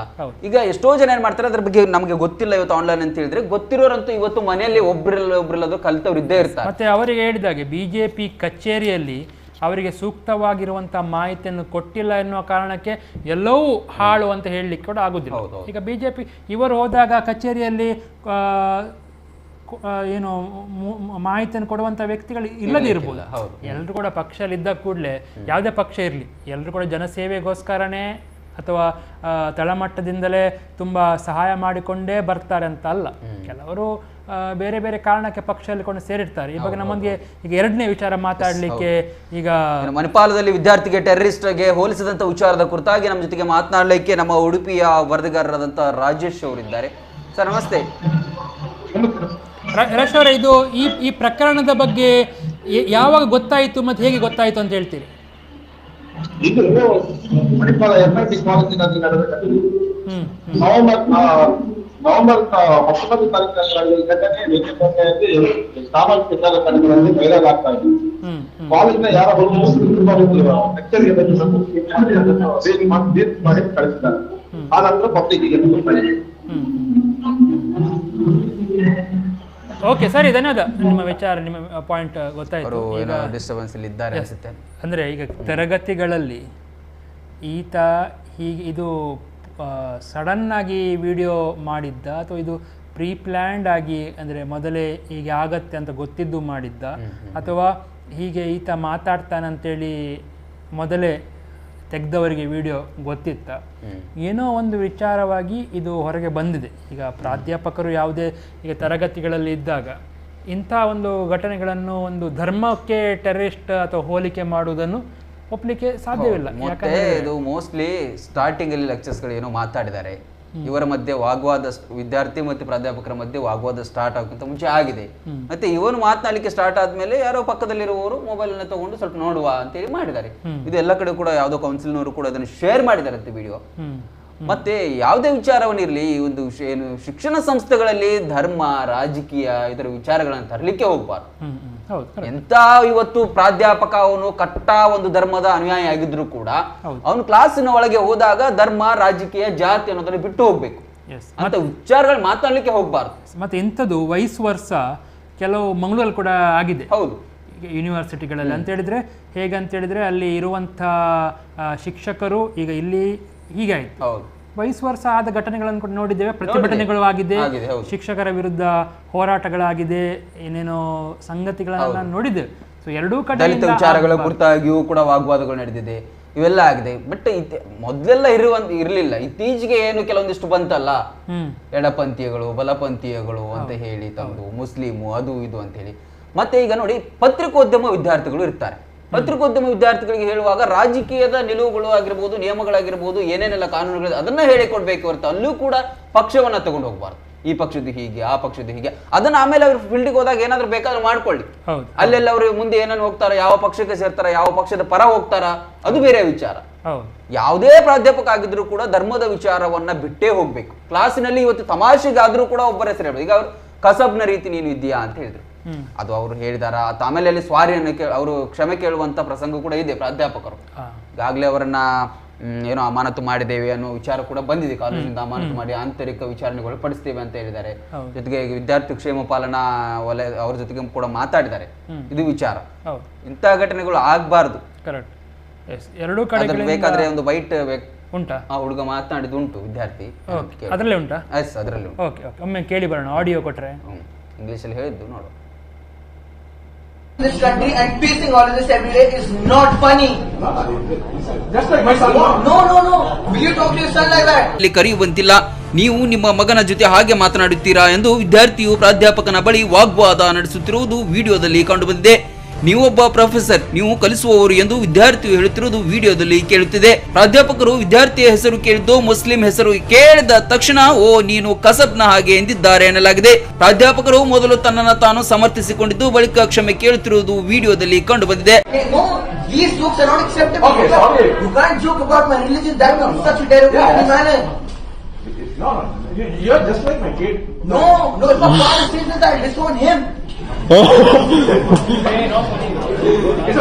No, it's not, sir. It's not. 26/7 was not funny. This is not funny. Being a Muslim in this country and facing all of this every day is not funny. Just like my son. No. Will you talk to your son like that? My son. Will you call him by the name of a terrorist? No. Khalas. How can you call me like that? No problem. In front of so many people in a class. Sorry, I told you. You are a professional. You are teaching. Yeah, sorry. I told you. You can't call me that. Sorry, I told you. Sir, sorry doesn't change how you think. ಶಿಕ್ಷಕರು ಸಾರಿ ಅಂತ ಹೇಳಿದ್ದು ಅಂದ್ರೆ ಅವರು ತಪ್ಪಾಗಿದೆ ಅಂತ ಹೇಳಿ ಅವರೇ ಒಪ್ಪಿಕೊಂಡಾಗ ತಮಾಷೆಗೆ ಮಾತಾಡಿದೆ ಅಂತ ಹೇಳಿದ್ರೆ ಇವನು ಸೀರಿಯಸ್ ಆಗಿ ಹೇಳಿದಾನೆ. ಎಂತ ವಿಚಾರಗಳೆಲ್ಲ ತಮಾಷೆ ಅಲ್ಲ, ಫನ್ನಿ ಅಲ್ಲ, ಇದೆಲ್ಲ. ಯಾಕಂತ ಹೇಳಿದ್ರೆ ಶಿಕ್ಷಕರೀಗ ಫನ್ನಿಯಾಗಿ ಸ್ಟಾರ್ಟ್ ಮಾಡಿದರೆ ನಂತರ ವಿದ್ಯಾರ್ಥಿಗಳಿಗೆ ಹೆದರಿಕಿರುತ್ತೆ. ಅಂದರೆ ಬೇರೆಯವರ ಕೂಡ ಅದನ್ನು ಫನ್ನಿಯಾಗಿ ಅವನಿಗೆ ನಂತರ ಕ್ಲಾಸ್ ಮುಗ್ದ ಮೇಲೆ ಫ್ರೀ ಟೈಮಲ್ಲಿ ಅಥವಾ ಲಂಚ್ ಟೈಮಲ್ಲಿ ಕ್ಲಾಸಿಂದ ಹೊರಗೆ ಹೋದಾಗ ನಿಮಗೆ ಶಿಕ್ಷಕರೇ ಹೇಳಿದ್ದಾರೆ ಮಾರೆ, ನಾವು ಹೇಳುವಾಗ ನಿಂಗೆ ಯಾಕೆ ಬೇಸರ ಆಗ್ತದೆ ಅಂತ ಒಂದು ಮಕ್ಕಳೇನಾದರೂ ಮಾಡ್ತಾರಾ ಎನ್ನುವಂಥ ಒಂದು ಆತಂಕ ಇದೆ. ಆನ್ಸರ್ ಕೊಡೋದು. ಮಕ್ಕಳನ್ನ ಇವತ್ತು ಒಂಚೂರು ಹೊಡೆಯೋದು ಕೂಡ ತಪ್ಪಾಗಿರುವಂತ ವಿಚಾರದಲ್ಲಿ, ಅದರಲ್ಲೂ ಕರಾವಳಿ ಭಾಗದಲ್ಲಿ ಧರ್ಮದ ವಿಚಾರದಲ್ಲಿ ಇಷ್ಟೊಂದು ಸೂಕ್ಷ್ಮತೆ ಇದೆ. ಅಂತ ಸಮಯದಲ್ಲಿ ಇಂತಹ ಘಟನೆಗಳಾದ್ರೆ ಅದು ಮತ್ತಷ್ಟು ದೊಡ್ಡದಾಗ್ತದೆ. ಎಸ್, ಅದನ್ನು ಯಾರು ಮಾಡದಿರಲಿ ಅನ್ನುವಂತ ಕೆಟ್ಟ ಹೆಸರು ಇದೆಲ್ಲ. ಒಬ್ಬರು ಮಾಡುವಂಥದ್ದು ಪ್ರಾಧ್ಯಾಪಕರು ಇಡೀ ಶಿಕ್ಷಣ ಸಂಸ್ಥೆಗೆ ಕೆಟ್ಟ ಹೆಸರು ಬರ್ತದೆ. ಒಳ್ಳೆ ಇದ್ದದ್ದು. ಓಕೆ, ನಾವು ನೆಕ್ಸ್ಟ್ ಸುದ್ದಿ ಹತ್ತ ಹೋಗ್ತಾ ಇದೆ. ಮತಾಂತರ ಎನ್ನುವಂಥ ವಿಚಾರ ಈಗ ಮತ್ತೊಮ್ಮೆ ಮುನ್ನೆಲೆಗೆ ಬರ್ತಾ ಇದೆ. ಹಿಂದೂ ಯುವತಿಯನ್ನು ಇಸ್ಲಾಂಗೆ ಮತಾಂತರಿಸಿದಂತಹ ಒಂದು ಘಟನೆ ಮತ್ತೆ ಮಂಗಳೂರಿನಲ್ಲಿ ಪ್ರಕರಣ ದಾಖಲಾಗಿರುವಂಥದ್ದು ನಿಜಕ್ಕೂ ಇಷ್ಟು ನಾವು ಅಂದರೆ ಹೋರಾಟ ಆಗ್ತಾ ಉಂಟು, ಪ್ರತಿಭಟನೆ ಆಗ್ತಾ ಉಂಟು, ನಂತರ ಕೂಡ ಇಂಥ ಹೀಗೆ ಮತಾಂತರ ಮಾಡುವಂಥ ಒಂದು ಧೈರ್ಯ ಯಾರಾದರೂ ತೋರಿಸ್ತಾ ಇದ್ದಾರೆ ಅಂತಾದರೆ ಅದು ನಿಜಕ್ಕೂ ಅವರಿಗೆ ಕಾನೂನಿನ ಬಗ್ಗೆ ಎಷ್ಟರ ಮಟ್ಟಿಗೆ ಒಂದು ಗೌರವ ಇದೆ ಎನ್ನುವಂಥದ್ದಲ್ಲಿ ನಾವು ನೋಡಬೇಕು. ಯಾಕಂತ ಹೇಳಿದರೆ ಎಲ್ಲ ಕಡೆಗಳಲ್ಲಿ ಕೂಡ ಈಗ ಹಾಗೆ ಮಾಡಿದರೆ ಅದನ್ನು ವಿರೋಧಿಸುವಂಥ ಒಂದು ಮನಸ್ಥಿತಿ ಇರುವಂಥ ಹೆಣ್ಣು ಮಕ್ಕಳಿದ್ದಾರೆ. ಯಾರು ಕೂಡ ಕೆಲಸಕ್ಕೋಸ್ಕರ ನಾನು ನನ್ನ ಧರ್ಮವನ್ನು ಬದಲಾಯಿಸ್ತೇನೆ ಅಂತೇಳಿ ಅಷ್ಟು ಕಷ್ಟದಲ್ಲಿ ಈಗ ಯಾರು ಕೂಡ ಇರುವುದಿಲ್ಲ. ಮತ್ತು ಇವತ್ತಿನ ದಿನಗಳಲ್ಲಿ ಅದು ವಿರೋಧ ಎನ್ನುವಂಥ ಸಹಜವಾಗಿ ಮೂಡಿ ಬರ್ತಾ ಉಂಟು. ಆದ್ದರಿಂದ ಅದಕ್ಕೆ ಕೇಸರಿ ಸಂಘಟನೆಗಳು ಕೂಡ ಇದ್ದಾರೆ. ಈ ಬಗ್ಗೆ ನಮ್ಮೊಂದಿಗೆ ಮಾತಾಡಲಿಕ್ಕೆ ದುರ್ಗಾವಾಹಿನಿಯ ಪ್ರಮುಖರಾಗಿರುವಂಥ ಸುರೇಖಾ ರಾಜ್ ಇದ್ದಾರೆ. ನಮಸ್ಕಾರ ಮೇಡಮ್. ನಮಸ್ತೆ ಸರ್. ಮೇಡಮ್, ಈ ಪ್ರಕರಣ ನಿಮ್ಮ ಗಮನಕ್ಕೆ ಯಾವಾಗ ಬಂತು ಮತ್ತು ಹೇಗೆ ಬಂತು? ನಮ್ಗೆ ನಮ್ಮವರಿಂದಲೇ ಬಂದದ್ದು. ಸ್ಟೇಷನಲ್ಲಿ ಏನೋ ಹುಡುಗಿದು ಏನೋ ವಿರುದ್ಧ ಏನೋ ಯಾರು ಡಾಕ್ಟರ್ ಜಲೀಲ್ ಅಂತ ಏನೊಂದು ಕೇಸ್ ಮಾಡಿದ್ರು, ಮಿಸ್ಸಿಂಗ್ ಕೇಸ್. ಆತರ ನಮ್ಗೆ ಅದು ನಮ್ಮ ಗಮನಕ್ಕೆ ಬಂತು ಸರ್. ಅದು ಶುಕ್ರವಾರ ಹೋದ ವಾರದಲ್ಲಿ. ಹೇಳಿ. ಹಾಗಿದ್ರೆ ಅಂದ್ರೆ ಏನಾಗ್ತಿತ್ತಂತೆ? ಆ ಯುವತಿಯ ಏನ್ ಮಾಡ್ತಿದ್ರಂತೆ ಅವರು? ಆ ಯುವತಿದು ಒಂದು ದೊಡ್ಡ ಷಡ್ಯಂತ್ರದಾಗೆ ಕಾಣ್ತದೆ ಸರ್ ನಮ್ಗೆ. ಈಗ ಆ ಯುವತಿ ಹತ್ರ ಈಗಾಗ್ಲೇ ದೂರು ದಾಖಲಾಗಿದೆ ಅವರ ವಿರುದ್ಧ. ಅಂದ್ರೆ ಅವಳು ಎಲ್ಲಿ ಎಲ್ಲ ಕೆಲಸ ಮಾಡಿದಾಳೆ ಅಂದ್ರೆ ಮೊದ್ಲು ಅವಳು 10ನೇ ಕ್ಲಾಸ್ ಅಂದ್ರೆ ತುಂಬಾ ಬಡ ಮನೆತನದ ಹುಡುಗಿ. ಏನೋ ಒಂದು ಮಾಡಬೇಕು, ಒಂದು ಅಂದ್ರೆ ತಂದೆ ಇಲ್ಲ, ತೀರಿ ಹೋಗಿದ್ದಾರೆ, ತಾಯಿ ಅಕ್ಕ ಅಣ್ಣ ಇರೋದು.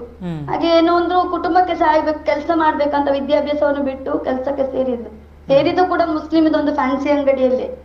ಅನಂತರ ಅಲ್ಲಿ ಖಲೀಲ್ ಅಂತ ಒಬ್ಬೊಂದು ಫ್ಯಾನ್ಸಿ ಯಾರ್ದು ಒಂದು ಮೊಬೈಲ್ ಶಾಪ್ ಇದೆ, ಅವನೊಂದು ಗೊತ್ತಾಯ್ತು ರಿಚಾರ್ಜ್ ಮಾಡುವಾಗ. ಹಾಗೆ ಅವಳನ್ನು ಹೇಗೆ ಅಂದ್ರೆ ಅವಳ ಹೆಸರನ್ನೇ ಚೇಂಜ್ ಮಾಡಿದ್ದಾರೆ. ಆತರ ಒಂದು ಮುಸ್ಲಿಂ ಹೆಸರನ್ನು ಇಟ್ಟಿದ್ದಾರೆ. ಅವಳ ಯಾವ್ದು ಹಿಂದೂ ಹೆಸರು ಉಂಟು ಅದನ್ನೇ ಚೇಂಜ್ ಮಾಡಿದ್ದಾರೆ. ಶಿವಾನಿ ಹೋಗಿ ಆಯೇಷಾ ಅಂತ ಇಟ್ಟಿದ್ದಾರೆ. ಆಯೇಷಾ ಅಂತ ಇಟ್ಟಿದ್ದಾರೆ. ಅದೇ ರೀತಿ ಜಿಮೇಲ್ ಕೂಡ ಅವರೇ ಕ್ರಿಯೇಟ್ ಮಾಡಿದಾಳೆ. ಅವನು ಎಷ್ಟು ಇದು ಮಾಡಿದಾರೆ ಅಂದ್ರೆ ಅವಳನ್ನು ಅವಳ ಕುಟುಂಬ ಯಾವ್ದೊಂದು ಅವರ ಕುಟುಂಬದ ರಿಲೇಟಿವ್ಸ್ ಮನೆಗೆ ಕಳಿಸಿ ಅವನು ಹೋಗ್ಲಿಲ್ಲ, ನೀನು ಹೋಗು, ನಿಂಗೆ ಅಲ್ಲಿ ಒಳ್ಳೆ ಸಂಬಳ ಇದು ಮಾಡ್ತೇನೆ, ಒಳ್ಳೆ ಜೀವನ ಸಿಗ್ತದಂತ ಹೇಳಿ ಮತಾಂತರ ಮಾಡುವಂತ ಷಡ್ಯಂತರ ಅಂದ್ರೆ ನಮಾಜ್ ಓದುವಂಥದ್ದು, ಬುರ್ಕ ಹಾಕುವಂಥದ್ದು ಅದೆಲ್ಲ ಅಲ್ಲಿ ಕಲಿಸಿದ್ದಾರೆ ಸರ್. ಅಲ್ಲಿ ಮಾಡಿದ್ದಾರೆ ಹಾಕ್ಬೇಕು. ನಂತರ ಅವಳು ಎಲ್ಲಿಗ ಡಾಕ್ಟರ್ ಜಲೀಲ್ ಅವರ ಮನೆಗೆ ಸೇರಿದ್ರು ಅಲ್ಲಿ ಕೂಡ ಏನು ಆ ಡಾಕ್ಟರ್ ಅವಳು ಹಿಂದೂ ಅಂತ ಗೊತ್ತಿದ್ರು ಕೂಡ, ಗೊತ್ತಾದ ನಂತರ ಕೂಡ ನೀನು ಬುರ್ಕ ಹಾಕ್ಬೇಕು, ನೀನು ನಮಾಜ್ ಮಾಡ್ಬೇಕು ಅಂತ ಒತ್ತಾಯ ಮಾಡಿದ್ದಾರೆ. ಅಂದ್ರೆ ಇಲ್ಲಿ ಎಲ್ಲಿಂದ ತಪ್ಪಾಗ್ತಾ ಉಂಟು ಅಂತ ಅನಿಸ್ತಾ ಉಂಟು ಮೇಡಮ್? ಹಿಂದೂ ಯುವತಿಯರು ಮುಸ್ಲಿಮರ ಮನೆಗಳಿಗೆ ಅಥವಾ ಕಚೇರಿಗಳಿಗೆ ಕೆಲಸ ಮಾಡಬಾರ್ದು ಅಂತ ಹೇಳ್ತೀರಾ, ಅಥವಾ ಮಾಡಿದ್ರೆ ಎಚ್ಚರಿಕೆಯಿಂದ ಇರಬೇಕು ಅಂತ ಹೇಳ್ತೀರಾ? ಹೇಗೆ, ಎಲ್ಲಿಂದ ಶುರು ಆಗ್ಬೇಕು? ಮಾಡಬಾರ್ದು ಅಂತ ಹೇಳಿಕಂದ್ರೆ ಅವರವರ ಇದಕ್ಕೆ ಅಂದ್ರೆ ಎಲ್ಲವನ್ನ ನಮ್ಗೆ ತಡಿಲಿಕ್ಕೆ ಆಗುದಿಲ್ಲ. ಯಾರೆಲ್ಲ ಇಲ್ಲಿ ಕೆಲಸ ಮಾಡ್ತಾರೆ ಅವರನ್ನು ನಾವು ಒಂದು ರೀತಿಯಲ್ಲಿ ಅವರನ್ನು ತಪ್ಪಿಸಿ ನಮ್ಮ ಕಡೆಯಿಂದ ನಮ್ಮಲ್ಲಿ ಕೆಲಸ ಕೊಡುವಂತ ವ್ಯವಸ್ಥೆ ನಾವು ಮಾಡ್ತಾ ಇದ್ದೇವೆ. ಆದ್ರೆ ಎಚ್ಚರಿಕೆಯಿಂದ ಇರ್ಬೇಕು. ಯಾಕಂದ್ರೆ ನಿಮ್ಗೆ ಗೊತ್ತುಂಟು ಸರ್, ಇದು ಏನು ಈಗ ಅದು ಅಲ್ಲ, ಇವತ್ತಿದು ಮಾತ್ರ ಪ್ರಕರಣ ಅಲ್ಲ ಸರ್. ನಿಮ್ಗೆ ಗೊತ್ತಿರ್ಬೋದು, ಇಂತಹ ಅನೇಕ ಪ್ರಕರಣಗಳಾಗಿದೆ. ನಿಮ್ಗೆ ತಗೊಳ್ಬಹುದು ದೀಪ್ತಿ ಮಾರ್ಲೆಂದು, ಅದು ಕೂಡ ಒಂದು ಮತಾಂತರವೇ. ಅದು ಅವ್ರದ್ದು ಎಂತ ಷಡ್ಯಂತರ ಮಾಡಿದ್ರಂತೆ, ಲವ್ ಜಿಹಾದ್ ಮೂಲಕ ಲವ್ ಮಾಡಿ ಮದುವೆಯಾಗಿ ಅವಳನ್ನೇ ICCಗೆ ಸೇರುವಂತ ಒಂದು ಕೆಲಸವನ್ನು ಮಾಡಿದ್ದಾರೆ. ಅದೇ ರೀತಿ ನಮ್ಮ ಜಪ್ಪಿನಲ್ಲಿ ಒಂದು ಇಡೀ ಕುಟುಂಬವೇ ಮತಾಂತರದ ಇದಕ್ಕೆ ಬಲಿಯಾಗಿದೆ. ಲವ್ ಜಿಹಾದ್ ಮೂಲಕ ನಿಮ್ಗೆ ಗೊತ್ತಿರ್ಬೋದು, ಮೊನ್ನೆ ಆದಂತ ಶ್ರದ್ಧೆಂದು ಒಂದು 35 ತುಂಡು ಮಾಡಿ ಸೂಟ್ ಕೇಸಲ್ಲಿ ಹಾಕಿದ್ದಾರೆ, ಬಲವಂತ ಮಾಡ್ತಾರೆ. ಅಂದ್ರೆ ಏನಂದ್ರೆ ಕ್ರೌರ್ಯವನ್ನು ತೋರಿಸ್ತಾರೆ. ಅದೊಂದು ಭಯೋತ್ಪಾದನೆ ಅಂತ ಹೇಳ್ಬೋದು. ನೀವು ಮತಾಂತರ ಆಗದಿದ್ರೆ ನಾನು ಕೊಲ್ತೇನೆ, ಇಂದು ವಿಡಿಯೋ ಮಾಡಿದ್ ಬ್ಲಾಕ್ ಮೇಲ್ ಮಾಡುದು, ಅದಲ್ಲದೆ ರೋಡಿನಲ್ಲಿ ಚೂರಿ ಹಾಕಿ ಕೊಲ್ಲುದು, ಇದನ್ನೆಲ್ಲ ನೋಡುವಾಗ ನಮ್ಗೆ ಇದು ಭಯೋತ್ಪಾದನೆ ಒಂದು ಕ್ರೌರ್ಯ ಅಂದ್ರೆ ಒಂದು ಅಷ್ಟರ ಮಟ್ಟಿಗೆ ಅವರು ಮುಟ್ಟಿದ್ದಾರೆ. ನಮ್ಮದು ಏನಂದ್ರೆ ಎಚ್ಚರಿಕೆಯಾಗಿರ್ಬೇಕು ನಮ್ಮ ಹುಡುಗಿಯರು. ಯಾಕಂದ್ರೆ ಹೋಗ್ಲೇಬಾರ್ದು ಅಂತ ಹೇಳಿಕ್ ಆಗುದಿಲ್ಲ ನಮ್ಗೆ ಕೆಲವು ಪರಿಸ್ಥಿತಿಯಲ್ಲಿ ಅವರು. ಆದ್ರೆ ಅವರನ್ನು ಅದನ್ನು ಏನೋ ಶಾಂತಿ ಪ್ರಿಯರ್ ಅಂತ ಅವ್ರು ಹೇಳಿಕೊಳ್ತಾರೆ ದೊಡ್ಡ ಜನರಾಗೆ, ಆದ್ರೆ ಆತರ ಅವರಿಲ್ಲ. ಅಂದ್ರೆ ತುಂಬಾ ರಾಷ್ಟ್ರೀಯವಾದಿ ಮುಸ್ಲಿಮರು ಇವತ್ತಿಗೂ ಕೂಡ ಇದ್ದಾರೆ ಮೇಡಮ್. ಅಂದ್ರೆ ಒಳ್ಳೆ ಕಚೇರಿಗಳಲ್ಲಿ ಅಥವಾ ಮನೆಗಳಲ್ಲಿ ಚೆನ್ನಾಗಿ ನಡೆಸಿಕೊಂಡು ಕೆಲಸದವರಿಗೆಲ್ಲ ಉತ್ತಮ ರೀತಿಯಲ್ಲಿ ವ್ಯವಸ್ಥೆ ಮಾಡುವಂತವ್ರು ಇದ್ದಾರೆ, ಇಲ್ಲ ಅಂತ ಇದ್ದಾರೆ ಸರ್, ಇಲ್ಲ ಅಂತ ಹೇಳುದಿಲ್ಲ.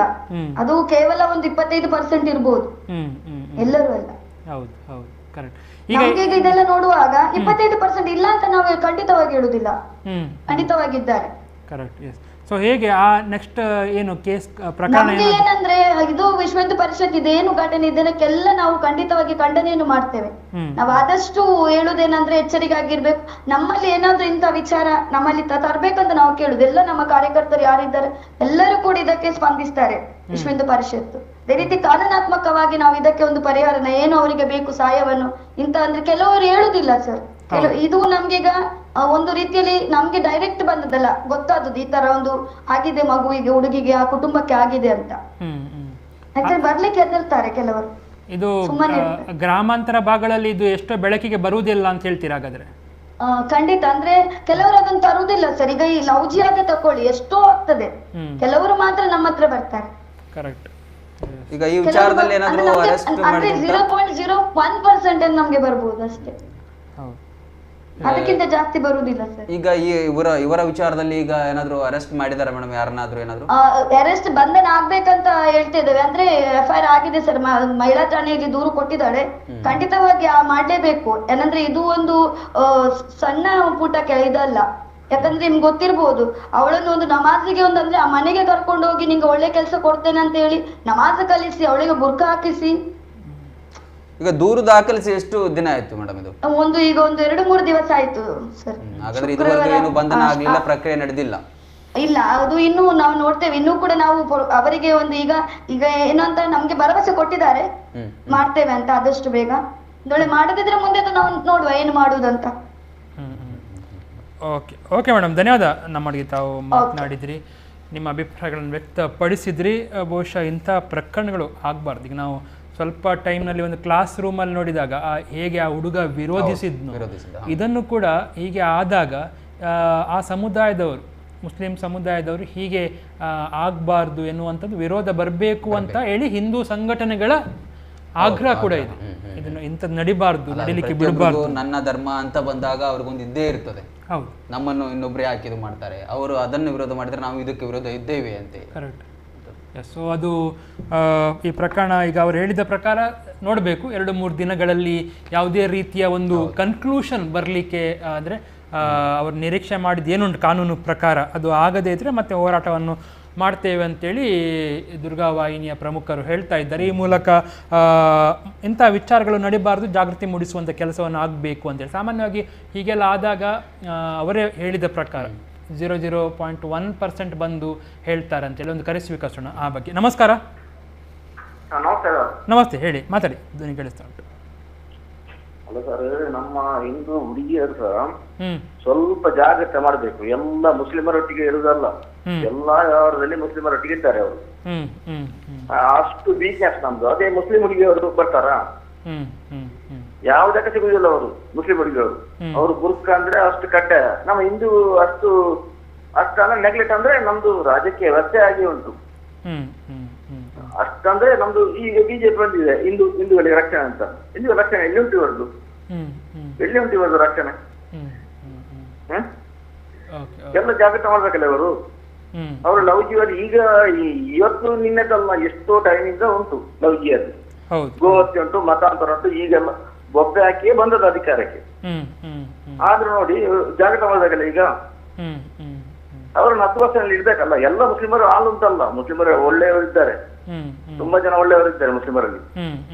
ಆದ್ರೆ ಈಗಿನ ಯುವಕರು ಉಂಟಲ್ಲ, ಈಗಿನ ಯುವಕರು ಎಲ್ಲ ಗಾಂಜಾ ಅದು ಇದು ಅಂತ, ಅದನ್ನು ನಿಲ್ಲಿಸ್ಲಿಕ್ಕೆ ಆಗುದಿಲ್ಲ. ಪೊಲೀಸ್ ಡಿಪಾರ್ಟ್ಮೆಂಟ್, ಬಿಜೆಪಿ ಶಾಸಕರಿಗೆ ನಿಲ್ಲಿಸ್ಲಿಕ್ಕೆ ಆಗುದಿಲ್ಲ.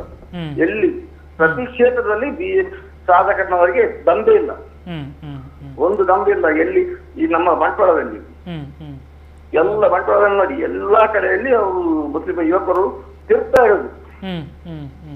ತಿರುಗಿ ಗಾಂಜಾ ಅದು ಎಲ್ಲ ದುಡಿಯುವುದಿಲ್ಲ ಅವರು. ಆದ್ರೆ ನಿಲ್ಲಿಸ್ಲಿಕ್ಕೆ ಆಗುದಿಲ್ಲ ಇವರಿಗೆ. ಒಂದು ಪೊಲೀಸ್ ಡಿಪಾರ್ಟ್ಮೆಂಟ್ 10 ವರ್ಷ ನಿಲ್ಲಿಕ್ಕೆ ಆಗುದಿಲ್ಲ. ಒಂದು ಪೊಲೀಸ್ ಡಿಪಾರ್ಟ್ಮೆಂಟ್ ಅನ್ನು ಕಂಟ್ರೋಲ್ ಮಾಡ್ಲಿಕ್ಕೆ ಆಗುದಿಲ್ಲ ಇವರಿಗೆ. ಇವರನ್ನು ಕ್ಯಾರೇ ಮಾಡುದಿಲ್ಲ ಅವರು. ಅಷ್ಟು ಇದಾಗಿದೆ ಈಗ, ಅಷ್ಟು ಭ್ರಷ್ಟಾಚಾರ ಆಗಿದೆ. ಇಲ್ಲ ಲವ್ ಜಿಹಾದ್ ಈಗ ನೋಡ್ಲಿ ಬರ್ಲೇಬಾರ್ದು, ಈ ಟೈಮಲ್ಲಿ ಬರ್ಲೇಬಾರ್ದು. ಬಿಜೆಪಿ ಅಲ್ಲ ಬಂದದ್ದು ಅಧಿಕಾರದಲ್ಲಿ, ಬಿಜೆಪಿ ಅಲ್ಲ, ಕಾಂಗ್ರೆಸ್ ಇತ್ತು. ಬಿಜೆಪಿ ನಿಲ್ಬೇಕಲ್ಲ, ಇವ್ರು ನಿಲ್ಲಿಸ್ಬೇಕಲ್ಲ ಇವರಿಗೆ. ಇವ್ರು ತಾಕತ್ತಿಲ್ಲ ಅಷ್ಟು. ಇವ್ರನ್ನ ಯಾಕೆ ತಂದದ್ದು ನಾವು? ಅಧಿಕಾರಕ್ಕೆ ತಂದದ್ದು ಯಾವ್ದು? ಯಾಕೆ? ಇದ್ರಲ್ಲಿ ನಿಲ್ಲಿಸ್ಲಿಕ್ಕಲ್ಲ. ಲವ್ ಜಿಹಾದ್ ಈಗ ಈಗ ನಿನ್ನೆ ಮೊನ್ನೆದಲ್ಲ ಎಷ್ಟೋ ಟೈಮಿಂದ ಗೊತ್ತಲ್ಲ ನಮಗೆ ಅದು ಗೋಹತ್ಯೆ ಮತಾಂತರ ಇದೆಲ್ಲ ಇತ್ತಲ್ಲ, ಅದನ್ನು ನಿಲ್ಲಿಸಕ್ಕೆ ಅಧಿಕಾರಿಗಳು ಬಂದದ್ದು. ಅದೆಲ್ಲ ಬಿಟ್ಟು ಇವರು ಹಣ ಮಾಡದೆ ಇದರಲ್ಲಿದ್ದಾರೆ. ಇವರು ಹಣ ಮಾಡುವ ವಿಷಯದಲ್ಲಿ ಇದ್ದಾರೆ. ಇವ್ರಿಗೆ ಯಾವ್ದು ಬೇಡ, ಇದು ಬರೀ ಇದೆ ಪ್ರಚಾರಕ್ಕೆ ಮಾತ್ರ. ಓಕೆ ಓಕೆ ಓಕೆ ಸರಿ, ಧನ್ಯವಾದ. ನಿಮ್ಮ ಅಭಿಪ್ರಾಯ ಜನಧ್ವನಿಯಲ್ಲಿ ನಿಮ್ಮ ಅಭಿಪ್ರಾಯ ವ್ಯಕ್ತಪಡಿಸಿದ್ರಿ. ಅವ್ರು ಹೇಳಿರುವಂಥದ್ದು ಗೋಹತ್ಯೆ ಮತ್ತೆ ಗಾಂಜಾದ ವಿಷಯ ಕುರಿತಾಗಿ ಮಾತಾಡಿ, ಅವುಗಳಾದ್ರೆ ಸರ್ಕಾರ ಆಗಿರ್ಬೋದು, ಪೊಲೀಸ್ ಇಲಾಖೆ ಆಗಿರ್ಬೋದು ಕಟ್ಟುನಿಟ್ಟಿನ ಕ್ರಮವನ್ನು ತೆಗೆದುಕೊಂಡು ನಿಷೇಧ ಮಾಡುವಂತ ಹಕ್ಕು ಇದೆ, ಎಲ್ಲಾನು ಇದೆ ಅವರಿಗೆ ರೈಟ್ಸ್. ಈಗ ಅದನ್ನಾದ್ರೆ ನಾವು ಮಾಡ್ಲಿಕ್ಕೆ ಆಗ್ಬೋದು. ಇನ್ನು ಲವ್ ಜಿಹಾದ್ ಮತ್ತೆ ಮತಾಂತರದಂತ ವಿಷಯಗಳು ಬಂದಾಗ ಸ್ವತಃ ಅವರೇ ಜಾಗೃತರಾಗಬೇಕು. ಬಲವಂತವಾಗಿ ಈಗಿನ ಕಾಲದಲ್ಲಿ ನೋಡಿ, ಬಲವಂತವಾಗಿ ಅಂತ ಹೇಳ್ತಾರೆ. ಎಂತ ಬಲವಂತ ಮಾಡಿದ್ರು ಕೂಡ ಇವತ್ತು ಪಕ್ಕದ ಮನೆಯವರಿಗಾದ್ರೂ ಗೊತ್ತೇ ಆಗೇ ಆಗುತ್ತೆ. ಯಾರಾದ್ರೂ ನೋಡ್ತಾರೆ, ಆ ರೀತಿ ಮಾಡ್ಲಿಕ್ಕೆ ಆಗ್ಬಾರಂತ ಅವರು ಕೂಡ ಹೆದರ್ತಾರೆ, ಎಲ್ಲಾನು ಮಾಡ್ತಾರೆ. ಇವು ಲವ್ ಜಿಹಾದ್ ಮತ್ತು ಮತಾಂತರದ ವಿಷಯಗಳು ಸ್ವಜಾಗೃತರಾಗಿರ್ಬೇಕು. ಆ ಬಗ್ಗೆ ಜಾಗೃತಿ ಮೂಡಿಸುವ ಪ್ರಯತ್ನ ಆಗ್ತಾ ಇದೆಯಾ? ಒಂದು ಕರೆ ಕಾಯ್ತಾ ಉಂಟು. ನಮಸ್ಕಾರ. ಹಲೋ ಸರ್, ನಮಸ್ತೆ. ನಮಸ್ತೆ, ಹೇಳಿ. ಶಾಂತಿನಗರ ಬಾತಿರ್ನು ಶ್ರವಣ್ ಪನ್ನೆ. ಅದು ವಿಷಯ ಗಂಭೀರವಾದ ವಿಷಯ. ಇಂಚಿನ ಪ್ರಕರಣ ಇತ್ತೆತ್ತು ದುಂಬೂರು ದಿಂಚ ಲಾವೊಂದುಂಡು ನೆಕ್ಕೊಂಜಿ ಕಟ್ಟೆ ಅದೊಂಜಿ ಗವರ್ಮೆಂಟ್ ರೂಲ್ಸ್ ಮಲ್ಪೋಡು ಇಂಚ ಮಲ್ತಿನ ಕಲಿಗೆ ದಾದಾಂಡ್ಲ ಗಲ್ಲು ಶಿಕ್ಷೆನೆ ಕೊರೋಡು. ಅಂಚಿನ ಈ ಲವ್ ಜಿಯಾದ್ ಮಲ್ತದ ಇಂಚ ಮತಾಂತರ ಮಲ್ಪುನ ಪೊನ್ನುಲೇನ್ ಪುರ ಇಂಚ ಕರ್ತಗೆ ದಕ್ಕೊಂದುಲ್ಲೇ ಐಕೊಂದು ನಮ್ಮ ಗವರ್ಮೆಂಟ್ ಒಂಜಿ ಕರೆಕ್ಟ್ ಒಂಜಿ ಐಕೊಂಜಿ ಬಂಧನ ಮಲ್ತಂಡ ಓವ್ಲದಲ್ಲ ಪುಜಿ ಬೊಕೈತೆ ಕಾಲೇಜ್ ಲಂಚೆನೆ ಕಾಲೇಜ್ ನಮ್ಮ ಜೋಕುಲ್ಲ ಪನ್ಪುನು ಇದು ತೂವೊಂದುಲ್ಲ ಎಂಕುಲ್ಲ ನಮ್ಮ ಪೊನ್ನುಲು ಪೋಂದುಲ್ಲ ಅಕಲ್ ಕಾಲೇಜ್ ದಾಗ land and college Ulladi Akal ಏತುಂಡ ಆತ್ಮಂತ ಬರಲಿ ಪಿದ ಇಲ್ಲ ತಿರ್ಗುವೇರು ಯಾವ ಹಿಂದಿಯರು ಮುಸ್ಲಿಮೇರು ಅಂತ ಗೊತ್ತಾವ್ ಜಕಲೊಟ್ಟಿಗೆ ಅಕಲ್ ಗುರ್ಕಬಾರ್ದು ಉಪ್ಪೇರು ನಮ್ಮ ಅಕಲ್ಲ ಅಕಲ ಬೇರೆ ಈ ಪೋಂದು ಉಪ್ಪೇರು ಅಕಲಂತ ಜಾಗ್ರತೆ ಈ ನಿಕಲ ಮುಖಾಂತರ ಅದೇ ಒಂಜಿ ತೆರಿಪೋಡು ಸರ್ ಇಂಚ ಜಾಗ್ರತೆ ಅದು ಉಪ್ಪೋಡು ಬಂದ ಆತಕ್ಕೇನೋ ಪಕ್ಕದಲ್ಲೇ ಇದೆ ಅವೇ. ಓಕೆ ಅಣ್ಣ, ಓಕೆ. ಸೊಲ್ಮೇಲು ಹೆಡ್ಡೆ ವಿಷಯ ಪಂಡ್ತಾರೆ. ಜಾಗೃತಿ ಮೂಡಿಸುವಂತ ಕೆಲಸವನ್ನು ಎಲ್ಲ ಕಡೆಯಿಂದ ಎಲ್ಲರೂ ಮಾಡ್ತಾರೆ. ಕೆಲವು ಮುಖಂಡರುಗಳು, ಕೆಲವು ರಾಜಕೀಯಗಳು, ಕೆಲವು ಸಂಘಟನೆಗಳು ಇದನ್ನೇ ಅವರು ಒಂದು ರೀತಿಯಲ್ಲಿ ಸಿಕ್ಕಿತ್ತಲ್ಲ ಅಂತ ದುರುಪಯೋಗವನ್ನು ಪಡಿಸ್ಕೊಳ್ತಾರೆ. ಇದೇ ಒಂದು ವಿಚಾರ ಅಂತ ಹೇಳಿ ಕೂಡ ಮಾತನಾಡ್ತಾರೆ. ಮತ್ತೊಂದು ಕರೆ ಕಾಯ್ತಾ ಉಂಟು. ನಮಸ್ಕಾರ. ಹಲೋ, ನಮಸ್ತೆ. ನಮಸ್ತೆ ಸರ್. ಪಲ್ಲೆ ಇಷ್ಟ ಬಣ್ಣದುಲೆ ಈ ಲವ್ ಜೀವಾದ ಬಣ್ಣದ ಈತ ಇಂಚ ಮಲ್ಪಿರತ್ತೆ.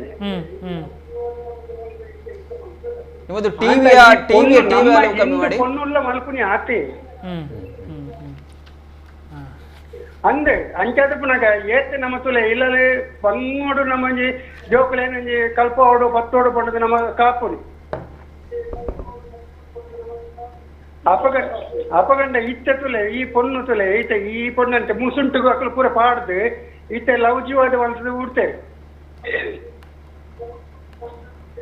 ಅಂಚನೆ ಐತಂಜಿ ಅಕ್ಕಲ ದುಂಬ್ಯಾರ ಪಂಡೇರಿ ಇಂಕ ಕಣ್ಣನಿ ಎನ್ನ ಸೈದನು ಇನ್ನ ಜಪುನಿ ಅಪ್ಪೆ ಯಾನ ಅಪ್ಪೆ ಆರಿಂಜಿ ಪಣ್ಣಗೆ ಏತ್ ಬೇಜಾರಾಪುನಿ. ఓకే సరే టీవీ వాళ్ళు మీరు ఎక్కువ ಹಾಕೊಂದು ಸರ್ ವಿಷಯ ಗೊತ್ತಾಂಡಿರ್ನ ಸೊಲ್ಮೇಲು. ಎಸ್, ಇದು ಮತಾಂತರ ಅಂತ ಅನಿಸ್ತಾ ಉಂಟು ನನಗೆ. ಲವ್ ಜಿಹಾದ್ಗೂ ಮತಾಂತರ ಇಲ್ಲಿ ಅವರು ನೇರವಾಗಿ ಹೇಳಿಲ್ಲ. ಮತಾಂತರ ಕೆಲಸಕ್ಕೆ ಹೋದ್ರು, ಕೆಲಸದಲ್ಲಿ ಇದ್ದಾಗ ನೀನು ಕುರಾನ್ ಮಾಡು, ನಮಾಜ್ ಮಾಡು ಅಂತ ಹೇಳಿ ಒತ್ತಾಯವನ್ನ ಮಾಡಿದ್ದಾರೆ ಅಂತ ಹೇಳಿದ್ರು. ಅಂದ್ರೆ ಒಂದಿಷ್ಟರ ಮಟ್ಟಿಗೆ ತಮ್ಮ ಧರ್ಮಕ್ಕೆ ಬರಲಿಕ್ಕೆ ಒತ್ತಡವನ್ನು ಹೇರ್ತಾ ಇದ್ರು ಅಂತೇಳಿ. ಎಸ್, ಮತಾಂತರದ ಬಗ್ಗೆ ಕಾನೂನುಗಳು ನಮ್ಮ ರಾಜ್ಯದಲ್ಲಿ ಇದೆ. ಎಷ್ಟರ ಮಟ್ಟಿಗೆ ಅದು ಅನುಷ್ಠಾನಕ್ಕೆ ಬರ್ತಾ ಉಂಟು, ಮತ್ತೆ ಆ ಬಗ್ಗೆ ಸೂಕ್ತವಾಗಿರುವಂತಹ ವ್ಯವಸ್ಥೆ ಪೊಲೀಸ್ ಇಲಾಖೆ ಮಾಡಬೇಕು. ಕಾಯ್ದೆ ಬಂದ ನಂತರ ಒಂದು ಕೇಸ್ ಕೂಡ ಆಗ್ಲಿಲ್ಲ. ಹೌದು, ಕರೆಕ್ಟ್. ನೋಡಬೇಕಾಗಿದೆ. ಎಸ್, ಮುಂದಿನ ಸುದ್ದಿಯತ್ತ ಹೋಗೋಣ. ಉಡುಪಿ ಕೃಷ್ಣ ಮಠದ ಬಗ್ಗೆ ಅಲ್ಲಿ ಏನು ಬರುವ ದಿನಗಳಲ್ಲಿ ಯಾವ ರೀತಿಯಲ್ಲಿ ಬಾಂಬ್ ಅಥವಾ ಅಂಥ ಕೃತ್ಯಗಳು ಆಗದ ರೀತಿಯಲ್ಲಿ, ಯಾಕಂತ ಹೇಳಿದರೆ ನಾವು ಯಾವಾಗ ಶಾರೀಕ್ ಈ ಪ್ರಕರಣ ಅಂತೇಳಿ ಅರೆಸ್ಟ್ ಈಗ ಅಂದರೆ ಅರೆಸ್ಟ್ ಅಂತೇಳಿ ಆಸ್ಪತ್ರೆಯಲ್ಲಿ ಇದ್ದಾನೆ. ಸೊ ಅವನ ಈ ವಿಚಾರ, ಅವನ ಕೃತ್ಯಗಳ ಬಳಿಕ ನಾವು ಕುದ್ರೋಳಿ, ಕದ್ರಿ, ಮಂಗಳಾದೇವಿ ದೇವಸ್ಥಾನದ ಬಗ್ಗೆ ಸಾಕಷ್ಟು ವಿಚಾರಗಳ ಬಗ್ಗೆ ಚರ್ಚೆ ಮಾಡಿದ್ವಿ ಇದೇ ಕಾರ್ಯಕ್ರಮದಲ್ಲಿ. ಈಗ ಉಡುಪಿಯಲ್ಲಿ ಕೂಡ ಉಡುಪಿಯ ಸ್ವಾಮೀಜಿಯವರು ಕೂಡ ಈ ಬಗ್ಗೆ ಮಾತನಾಡಿದ್ದಾರೆ. ಯಾಕಂತ ಹೇಳಿದ್ರೆ ಅಲ್ಲಿ ಕೂಡ ಆಗಿರಬಹುದು ಆತನ ಅವನು ಅಲ್ಲಿ ಕೂಡ ಹೋಗಿ ಓಡಾಡಿದ್ದ ಎಲ್ಲ ಹೋಗಿ ಬಂದಿದ್ದ ಅಂತ ಮಾಹಿತಿ ಸಿಕ್ಕಿರುವಂಥದ್ದು. ಎಸ್, ಅಂದರೆ ಅಲ್ಲಿ ಹೋಗಿ ಬಂದಿದ್ದ, ಮತ್ತು ಆತ ಎಷ್ಟರ ಮಟ್ಟಿಗೆ ಅಲ್ಲಿ ಹೋಗಿ ತನ್ನ ಕೃತ್ಯ ಮಾಡಲಿಕ್ಕೆ ಯಶಸ್ವಿ ಆಗ್ತಾನೆ ಎನ್ನುವುದು ಬೇರೆ ವಿಚಾರ, ಅದಷ್ಟು ಸುಲಭವೂ ಅಲ್ಲ. ಆದರೆ ಆತ ಪ್ರಯತ್ನ ಅಂದರೆ ಒಮ್ಮೆ ಒಂದು ಏನು ತನ್ನ ಕಣ್ಣಲತೆಯಲ್ಲೇ ಪ್ರಯತ್ನ ಟ್ರೈ ಮಾಡಿರ್ಬೋದು, ಇಲ್ಲಿಟ್ಟರೆ ಹೇಗೆ ಏನು ಯಾವ ಕೃತ್ಯ, ಹಾಗೆ ಮಾಡಿದ ಕೂಡಲೆಲ್ಲ ಆಗತ್ತೆ ಅಂತಲ್ಲ. ಆದರೆ ಹಾಗೆ ಅವ ಮಾಡಿದ್ದಾನಂತಾದರೆ ಆತನಿಗೆ ಆ ಬಗ್ಗೆ ಒಂದು ಇಂಟೆನ್ಷನ್ ಇತ್ತು ಅಂತೇಳಿ, ಆ ಇಂಟೆನ್ಷನ್ ಬಗ್ಗೆ ಮತ್ತು ಆ ಇಂಟೆನ್ಷನ್ ಬಂದ ಕೂಡಲೇ ಅವ ಒಂದಿಷ್ಟು ನಾವು ಕೂಡ ಕೇರ್ಲೆಸ್ ಮಾಡಿದರೆ ಏನೂ ಆಗೋದಿಲ್ಲ ಅಂತ ನೆಗ್ಲಿಜೆನ್ಸ್ ಮಾಡಿದರೆ ಆತನಿಗೆ ತನ್ನ ಕೃತ್ಯವನ್ನು ಮುಂದಕ್ಕೆ ತೆಗೆದುಕೊಂಡು ಹೋಗಲಿಕ್ಕೆ, ಅಥವಾ ತನಗೆ ಯಾರು ಬ್ರೈನ್ ವಾಶ್ ಮಾಡಿದ್ದಾರೆ ಅಥವಾ ತನ್ನ ಹಿಂದೆ ಯಾರಿದ್ದಾರೆ ಅವರಿಗೆ ಹಿಂಟು ಕೊಡಲಿಕ್ಕೆ, ಮತ್ತು ಆ ಹಿಂಟು ಕೊಡುವ ಮೂಲಕ ನಾವಿಲ್ಲಿ ಮಾಡ್ಬೋದು ಅಂಥೇಳಿ ಒಂದು ಸಿಗ್ನಲ್ ಪಾಸ್ ಮಾಡಲಿಕ್ಕೆ ಅವನಿಗೆ ಶಕ್ತಿ ಬಂದಾಗೆ ಆಗ್ತದೆ, ಒಂದು ಟೆಕ್ನಿಕ್ ಅವನಿಗೆ ಸಿಕ್ಕಿದ್ದಾಗೆ ಆಗ್ತದೆ. ಹಾಗೆ ಆಗಬಾರ್ದು ಅಂತಂದರೆ ಒಂದಿಷ್ಟು ಸುರಕ್ಷತಾ ವ್ಯವಸ್ಥೆ ಭಾಳ ಕಠಿಣವಾಗಿರಬೇಕು. ಮತ್ತು ವಿಶೇಷವಾಗಿ ದೇವಸ್ಥಾನಗಳಲ್ಲಿ ಕೂಡ ಸುಲಭವಾಗಿ ಏನೋ ತೆಗೆದುಕೊಂಡು ಒಳಗೆ ಹೋಗುವ ರೀತಿ ಎಲ್ಲ ದೇವಸ್ಥಾನಗಳಲ್ಲೂ ಕೂಡ ಎಲ್ಲ ಭದ್ರತೆ ಆಗಿರ್ಬೋದು, ಏನು ಚೆಕ್ ಮಾಡುವಂತ ಮಿಷನರಿಗಳಾಗಿರ್ಬೋದು ಇರೋದಿಲ್ಲ ಎಲ್ಲ ಕಡೆ. ಯಾಕಂದ್ರೆ ದೇವಸ್ಥಾನ ಅಲ್ವಾ, ಭಕ್ತರೆಲ್ಲ ಬರ್ತಾರೆ ಅಂತೇಳಿ ಮುಕ್ತವಾಗಿರ್ತದೆ, ಎಷ್ಟೋ ಕಡೆ ಓಡಾಡ್ತಿರ್ತಾರೆ. ಈಗ ಅದೇ ಹೇಳಿದಾಗೆ ಅಲ್ಲಿ ಕದ್ರಿ ಮತ್ತೆ ಕುದ್ರೋಳಿ ಮೇಲಿಂದ ಮಾಡ್ತಾರಂತೆ ಭದ್ರತಾ ವ್ಯವಸ್ಥೆಯನ್ನೆಲ್ಲ, ಬ್ಯಾಗ್ ಏನಾದ್ರೂ ಇದ್ರೆ ಚೆಕ್ ಮಾಡುವಂಥದ್ದು ಎಲ್ಲ ಮಾಡ್ತಾರೆ ಅಂತ ಬಂದಿದೆ. ಮಾಡಲಿ, ಆದಷ್ಟು ಸುರಕ್ಷಿತವಾಗಿರಬೇಕು. ಮತ್ತು ಇನ್ನು ದೇವಸ್ಥಾನಕ್ಕೆ ಹೋಗುವಾಗ ಆದಷ್ಟು ಕನಿಷ್ಠವಾಗಿರುವಂಥ, ಅಂದರೆ ತುಂಬ ಬ್ಯಾಗ್ ಅದು ಇದು ಎಲ್ಲ ತೆಗೆದುಕೊಂಡು ಹೋಗದೆ ಎಷ್ಟು ಬೇಕು ದೇವರ ಪೂಜೆಗೆ ಆರಾಧನೆಗೆ ಅಷ್ಟು ಮಾತ್ರ ತೆಗೆದುಕೊಂಡು ಹೋದರೆ ಒಳ್ಳೆಯದು. ಯಾಕಂತ ಹೇಳಿದರೆ ಈಗ ಪುನಃ ತುಂಬ ಜನ ತುಂಬ ಇದು ವಸ್ತುಗಳನ್ನು ತೆಗೆದುಕೊಂಡು ಹೋದ್ರೆ ಕ್ಯೂ ಆದ್ರೆ ಅದಕ್ಕೆ ಹೋಗುವ ವಿಶೇಷ ದಿನಗಳಲ್ಲಿ ಚೆಕ್ ಮಾಡ್ತಾ ಕೂತ್ಕೊಂಡ್ರೆ ಏನನ್ನು ಇದು ಆಗೋದಿಲ್ಲ. ಕರೆಕ್ಟ್. ಮತ್ತು ಒಮ್ಮೆ ಚೆಕ್ ಮಾಡಲಿಕ್ಕೆ ಶುರುವಾದರೆ ಕ್ಯೂಗಳ ಬಗ್ಗೆ ಕೂಡ ಜನ ಪುನಃ ಅವಳು ಚಕ್ಕೊಂಡು ಮಾರ, ಕಿರಿಕಿರಿ ಹಾಕೊಂಡು ಮಾರ, ಆತ್ ಕೊರ್ತು ಕಾಪೋಡು ಮಾರ ಅಂತೇಳಿ ಎಲ್ಲ ಶುರು ಮಾಡ್ತಾರೆ. ಈ ಬಗ್ಗೆ ನಮ್ಮೊಂದಿಗೆ ಮಾತಾಡಲಿಕ್ಕೆ ವಾಸ್ತವ ಭಟ್ ಅವರೀಗ ಲೈನಲ್ಲಿದ್ದಾರೆ. ಧಾರ್ಮಿಕ ಪ್ರಮುಖರು, ಮುಂದಾಳು, ಉಡುಪಿಯ ಬಗ್ಗೆ ಸಾಕಷ್ಟು ಈ ಬಗ್ಗೆ ಮಾತಾಡಲಿಕ್ಕೆ ಶಕ್ತರು. ನಮಸ್ಕಾರ ವಾಸ್ತವ ಭಟ್ ಅವರೇ. ಸರ್, ಈಗ ಉಡುಪಿಯ ಕೃಷ್ಣ ಮಠದ ಸುರಕ್ಷತೆ ಬಗ್ಗೆ ಒಂದಿಷ್ಟು ಎಚ್ಚರಿಕೆಯನ್ನು ವಹಿಸಿಕೊಳ್ಳುವಂಥ ಅಗತ್ಯ ಬಂದಿದೆ ಎನ್ನುವಂಥ ಮಾತು ಎಲ್ಲ ಕಡೆ ಕೇಳಿ ಬರ್ತಾ ಉಂಟು. ನಿಮ್ಗೇನು ಅನಿಸ್ತಾ ಉಂಟು ಸರ್, ಹೇಗಿದೆ ಮತ್ತು ಏನು ಮಾಡಬೇಕು ಮುಂದಕ್ಕೆ ಅಂತ? ಸುರಕ್ಷೆ ಕ್ರಮಗಳು ಮಠದಲ್ಲಿ ಅನೇಕ ವರ್ಷಗಳಿಂದ ಒಂದಷ್ಟು ಸುರಕ್ಷತೆ ಇದ್ದಾರೆ. ಇವತ್ತು ಏನಾಗಿದೆ ಅಂತ ಹೇಳ್ತೇನೆ, ಚಾಪೇಟಿಗೆ ಹೋದ್ರೆ ರಂಗೋಲಿಯಲ್ಲಿ ಹೋಗುವಂತ ವ್ಯವಸ್ಥೆಯನ್ನ ನಮ್ಮ ಇಸ್ಲಾಮಿಕ್ ಸಂಘಟನೆಗಳು, ಭಯೋತ್ಪಾದಕ ಸಂಘಟನೆಗಳು ನಮ್ಮಲ್ಲಿ ಅಂತಲ್ಲ ಇಡೀ ದೇಶದಲ್ಲಿ ಮಾಡ್ತಾ ಇರುವಂತದ್ದನ್ನ ಮತ್ತು ಜಾಗತಿಕವಾಗಿ ಕೂಡ ಮಾಡ್ತಾ ಇರುವಂತ ನೋಡ್ತಾ ಇದ್ದೀವಿ. ಭದ್ರತಾ ವೈಫಲ್ಯ ಅನ್ನೋದಕ್ಕಿಂತಲೂ ಅದಕ್ಕಿಂತಲೂ ಮೀರಿದ ವಿನಾಶವೇ ನಮ್ಮ ಗುರಿಯಂತೆ ಹೊರಡುವವರಿಗೆ ಬೇಕಾದಷ್ಟು ಮಾರ್ಗಗಳನ್ನ ಅವರು ಇವತ್ತು ಇಟ್ಕೊಂಡಿರುವಂತದ್ದನ್ನ ಕಾಣ್ತಾ ಇದ್ದಾರೆ. ಅದರಲ್ಲಿ ಭದ್ರತಾ ವೈಫಲ್ಯ ಅನ್ನೋದು ಎಷ್ಟು ಮಟ್ಟಿಗೆ ಸರಿ ಅಂತ ಪ್ರಶ್ನೆ. ನಮ್ಮಲ್ಲಿ ಈಗಾಗಲೇ ಒಂದಷ್ಟು ಭದ್ರತೆಗಳು ಕೃಷ್ಣ ಮಠದಲ್ಲಿ ಅನೇಕ ವರ್ಷಗಳಿಂದ ಈ ಹಿಂದೆ ಕೂಡ ಒಂದು ಸಲ ಉಗ್ರರ ಪಟ್ಟಿಯಲ್ಲಿ ಇತ್ತು ಅಂತ ಹೇಳುವ ಕಾರಣಕ್ಕೆ ಸುಪ್ರೀಂ ಕೋರ್ಟ್ನ ಸೂಚನೆ ಮತ್ತು ಕರ್ನಾಟಕ ಸರ್ಕಾರದ ಒಂದಷ್ಟು ಮುತುವರ್ಜಿಗಳಿಂದ ಮಾಡಿಕೊಂಡು ಬಂದು ಕೇಂದ್ರ ಸರ್ಕಾರದ ಮಾರ್ಗದರ್ಶನದಂತೆ ಕೂಡ ಒಂದಷ್ಟು ಭದ್ರತೆಗಳನ್ನ ಮಾಡಿಕೊಂಡು ಬಂದಿದ್ದೇವೆ. ಕರ್ನಾಟಕದ ಕರಾವಳಿ ಅನೇಕ ದೇವಸ್ಥಾನಗಳಲ್ಲಿ ಕೂಡ ಅದೇ ರೀತಿಯ ವ್ಯವಸ್ಥೆಗಳನ್ನು ಮಾಡಿಕೊಂಡಿದ್ದಾರೆ. ಇವತ್ತು ಶಾರೀಕ್ ಬಂದು ಹೋಗಿದ್ದಾನೆ, ಅವನಲ್ಲಿ ಇಟ್ಟಲ್ಲಿ ಕೂಡ ಕೃಷ್ಣಮಠ, ಧರ್ಮಸ್ಥಳ, ಮೊದಲಾದ ಕ್ಷೇತ್ರಗಳಿತ್ತು ಅಂತೆಲ್ಲ ಒಂದಷ್ಟು ಮಾಹಿತಿಗಳು ಓಡಾಡ್ತಾ ಇರುವುದರ ಹಿನ್ನೆಲೆಯಲ್ಲಿ ಈ ಪ್ರಶ್ನೆಗಳು ಮತ್ತೊಮ್ಮೆ ಉದ್ಭವ ಆಗಿರುವಂತಹ ಭದ್ರತೆಗಳು ಬೇಡ ಅಂತಲ್ಲ, 100% ಆಗ್ಬೇಕು. ಆದ್ರೆ ಇದನ್ನು ಮೀರಿ ಎಲ್ಲಾ ಭದ್ರತಾ ವೈಫಲ್ಯಗಳನ್ನು ಮೀರಿ ಒಂದಷ್ಟು ಅನಾಹುತಗಳು ಈ ದೇಶದಲ್ಲಿ ನಡೆದಿದ್ದಾರೆ, ಜಾಗತಿಕವಾಗಿ ನಡೆದಿದೆ. ಈ ಇವತ್ತು ಮೂಲ ಪ್ರಶ್ನೆ ಇದನ್ನು ಮಟ್ಟ ಹಾಕುವುದಕ್ಕೆ ಇರುವಂತಹದ್ದು ಮಾತ್ರ. ಸದೈವಶಾತ್ ಕರಾವಳಿಯನ್ನು ನಾವಿವತ್ತು ಗುರುತಿಸಿರು ಬಿಡಬೇಕಾಗಿರುವಂತಹದ್ದು. ಇವತ್ತು ಅಂತಹ ವ್ಯೂಹ ಮತ್ತು ಅವರ ತಂತ್ರಗಾರಿಕೆಗಳು, ಅವರ ದುಷ್ಕೃತ್ಯಗಳು, ಅವರ ದುಷ್ಟ ಸಂಚುಗಳನ್ನು ಮೀರಿ ಕರಾವಳಿ ಭಾಗದಲ್ಲಿ ಒಂದು ಪ್ರಭಾವಲಯ, ಧಾರ್ಮಿಕವಾಗಿ ಇಲ್ಲಿನ ದೈವಿ ಶಕ್ತಿಗಳು, ದೈವಿ ಸಾನ್ನಿಧ್ಯಗಳು ಹೆಚ್ಚು ಜಾಗೃತವಾಗಿರೋದ್ರಿಂದ ಅಲ್ಲಿ ನಡೀತಾ ಇರ್ತಕ್ಕಂಥ ಚಟುವಟಿಕೆಗಳೇ ಇವತ್ತು ಈ ಕ್ಷೇತ್ರಗಳನ್ನ, ಕರಾವಳಿ ಭೂಮಿಯನ್ನ ರಕ್ಷಣೆ ಮಾಡ್ತಾ ಇರುವಂತಹದ್ದು. ಇವತ್ತು ಶಾರೀರಿಕ ಹುನ್ನಾರ ಕೂಡ, ಅವರ ವ್ಯವಸ್ಥಿತ ಸಂಚನ್ನು ಕೂಡ ಅದು ವಿಫಲ ಆಗಿರುವಂತಹದ್ದು ಕೂಡ ಅದೇ ಕಾರಣಕ್ಕೆ. ನಮ್ಮಲ್ಲಿ ದೈವಿ ಶಕ್ತಿಗಳು ಹೆಚ್ಚು ಪ್ರಬಲವಾಗಿ ಇವತ್ತು ಕದ್ರಿ ದೇವಸ್ಥಾನ, ಎಲ್ಲ ದೇವಸ್ಥಾನಗಳು ಶತಮಾನಗಳಿಂದ ಒಂದಷ್ಟು ಧಾರ್ಮಿಕವಾದಂತ ಶಕ್ತಿಗಳನ್ನ, ಚೈತನ್ಯಗಳನ್ನ ಈ ನೆಲಕ್ಕೆ ಕೊಡ್ತಾ ಇರೋದ್ರಿಂದ ಅವರ ಸಂಚುಗಳು ವಿಫಲ ಆಗ್ತಾ ಇದ್ದಾರೆ. ಇನ್ನೂ ಕೂಡ ಅದನ್ನೇ ನಾವು ಪ್ರಾರ್ಥನೆ ಮಾಡುವಂತಹದ್ದು. ನಮ್ಮ ದೇವಿ ಶಕ್ತಿಗಳು, ಕರಾವಳಿಯ ದೈವಗಳು, ದೇವರುಗಳು ಈ ನೆಲವನ್ನು ಕಾಪಾಡ್ತಾರೆ ಅಂತ ಹೇಳುವಂತ ವಿಶ್ವಾಸ ನಮಗಿದೆ. ನಾವು ಮತ್ತೆ ಕೂಡ ಅದೇ ಶಕ್ತಿಗೆ, ಯಾಕಂದ್ರೆ ಇದೆಲ್ಲವನ್ನು ನಲ್ಲಿ ಕೊನೆಗಿರುವಂತಹ ಶಕ್ತಿಗಳ ಪ್ರವಾಹವೇ ಈ ಕ್ಷೇತ್ರವನ್ನ, ಈ ನೆಲವನ್ನ, ಈ ದೇಶವನ್ನ ರಕ್ಷಣೆ ಮಾಡ್ಲಿಕ್ಕೆ ಇರುವಂತದ್ದು. ಯಾಕಂದ್ರೆ ವಿನಾಶವನ್ನೇ ರಕ್ತದ ಓಕುಲಿನ ಹರಿಸಬೇಕು ಅಂತಲೇ ಆ ಒಂದು ಸಂಚು ಇಟ್ಕೊಂಡವರಿಗೆ, ಗುರಿ ಇಟ್ಕೊಂಡವರಿಗೆ ಬೇರೆ ಯಾವುದು ಕೂಡ ಇಲ್ಲ. ಎಲ್ಲವೂ ಗೊತ್ತಾಯ್ತಾ? ಅದರಿಂದ ಅವರಿಗೆ ಎಲ್ಲವನ್ನು ಮೀರಿ ಅವರು ಅದೇ ಆಗಿರೋ ಅವರನ್ನು ಅರ್ಪಿಸಿಕೊಳ್ಳಿಕ್ಕೆ, ಅದಕ್ಕೆ ಆತ್ಮಾಹುತಿ ದಾಳಿಯ ಮೂಲಕ ಅವರನ್ನು ಅರ್ಪಿಸಿಕೊಳ್ಳುವಂತ ಒಂದು ಪತ್ರಗಾರಿಕೆಯೊಂದಿಗೆ ಅವರು ಬಂದಿರೋದ್ರಿಂದ ನಿಮ್ಮ ಬಾಕಿ ಎಲ್ಲವೂ ಅವರು ಎಲ್ಲವನ್ನು ಭೇದಿಸುವಂತಹ ಶಕ್ತಿ ಇರಬಹುದು ಅವರಿಗೆ. ಅದರಿಂದ ಆ ಹೊತ್ತಲ್ಲಿ ನಾವು ಅನಾಥೋ ದೈವ ರಕ್ಷಕ ಅಂತ ನಮ್ಮಲ್ಲಿ ಇರತಕ್ಕಂತ, ನಮ್ಮ ನೆಲದಲ್ಲಿ ಶತಮಾನಗಳಿಂದ ನಾವು ನಂಬಿಕೊಂಡು ಬಂದಂತ ಆರಾಧ್ಯ ಶಕ್ತಿಗಳು, ದೈವಿ ಶಕ್ತಿಗಳು ಈ ನೆಲವನ್ನ ಕಾಪಾಡ್ತವೆ ಅಂತ ಹೇಳುವ ಭರವಸೆ ನಮ್ಮ ಇಲ್ಲಿವರೆಗೆ ಒಂದಷ್ಟು ನೆಟ್ಟುಸಿಯನ್ನು ಕೊಟ್ಟಿರುವಂತಹದ್ದು. ಶಾರೀರಿಕ ವ್ಯೂಹಗಳು, ಅವನು ಹೂಡಿರುವಂತಹ ಸಂಚುಗಳು, ಅವನ ಪಿತೂರಿಗಳ, ಅವರ ತಂಡಗಳ ಪಿತೂರಿಗಳ ಹಿನ್ನೆಲೆಯೂ ನಾವು ಕಾಣಬಹುದಾಗಿರುವಂತಹದ್ದು. ಅವರು ಯಾವುದೋ ದೇವಸ್ಥಾನಗಳನ್ನ ಧ್ವಂಸ ಮಾಡ್ಬೇಕು ಅಂತಲೋ ಅದರ ಮೇಲೆ ದಾಳಿ ಮಾಡ್ಬೇಕು ಅಂತಲೋ ಏನ್ ಸಂಚು ಹಾಕಿಕೊಂಡಿದ್ರು. ಯಾವುದೋ ಕಣ್ಣು ಕತ್ತಲೆ ಇಟ್ಟು ಬಂದಿದೆ ಅವರಿಗೆ ನಮ್ಮ ದೈವಿ ಶಕ್ತಿಗಳು ಕರಾವಳಿ ನೆಲವನ್ನು ರಕ್ಷಣೆ ಮಾಡಿದ. ಅದರಿಂದ ಸಂಚುಗಳು ಈ ಭದ್ರತಾ ವೈಫಲ್ಯ ಆಗಿದೆ ಅಂತ ಆಗಲಿ ಮತ್ತೊಂದಷ್ಟು ಭದ್ರತಾ ಹೆಚ್ಚಿಕೊಂಡು ಒಂದು ಭಾಗ ಮಾಡಲೇಬೇಕು. ಸರ್ಕಾರ ಕೂಡ ಅದಕ್ಕೆ ಸ್ಪಂದನೆಯನ್ನು ಕೊಡ್ತದೆ. ನಮ್ಮ ಮಠ ಮಂದಿರಗಳು ಕೂಡ ಸರ್ಕಾರ ಯಾವಾಗಾದ್ರೂ ಸೂಚನೆಯನ್ನು ಕೊಟ್ಟರೆ ಅದನ್ನು ಪಾಲಿಸಲಿಕ್ಕೆ ಬದ್ಧರಾಗಿದ್ದಾರೆ. Thank you very much sir. ಧನ್ಯವಾದ ಸರ್. Thank you.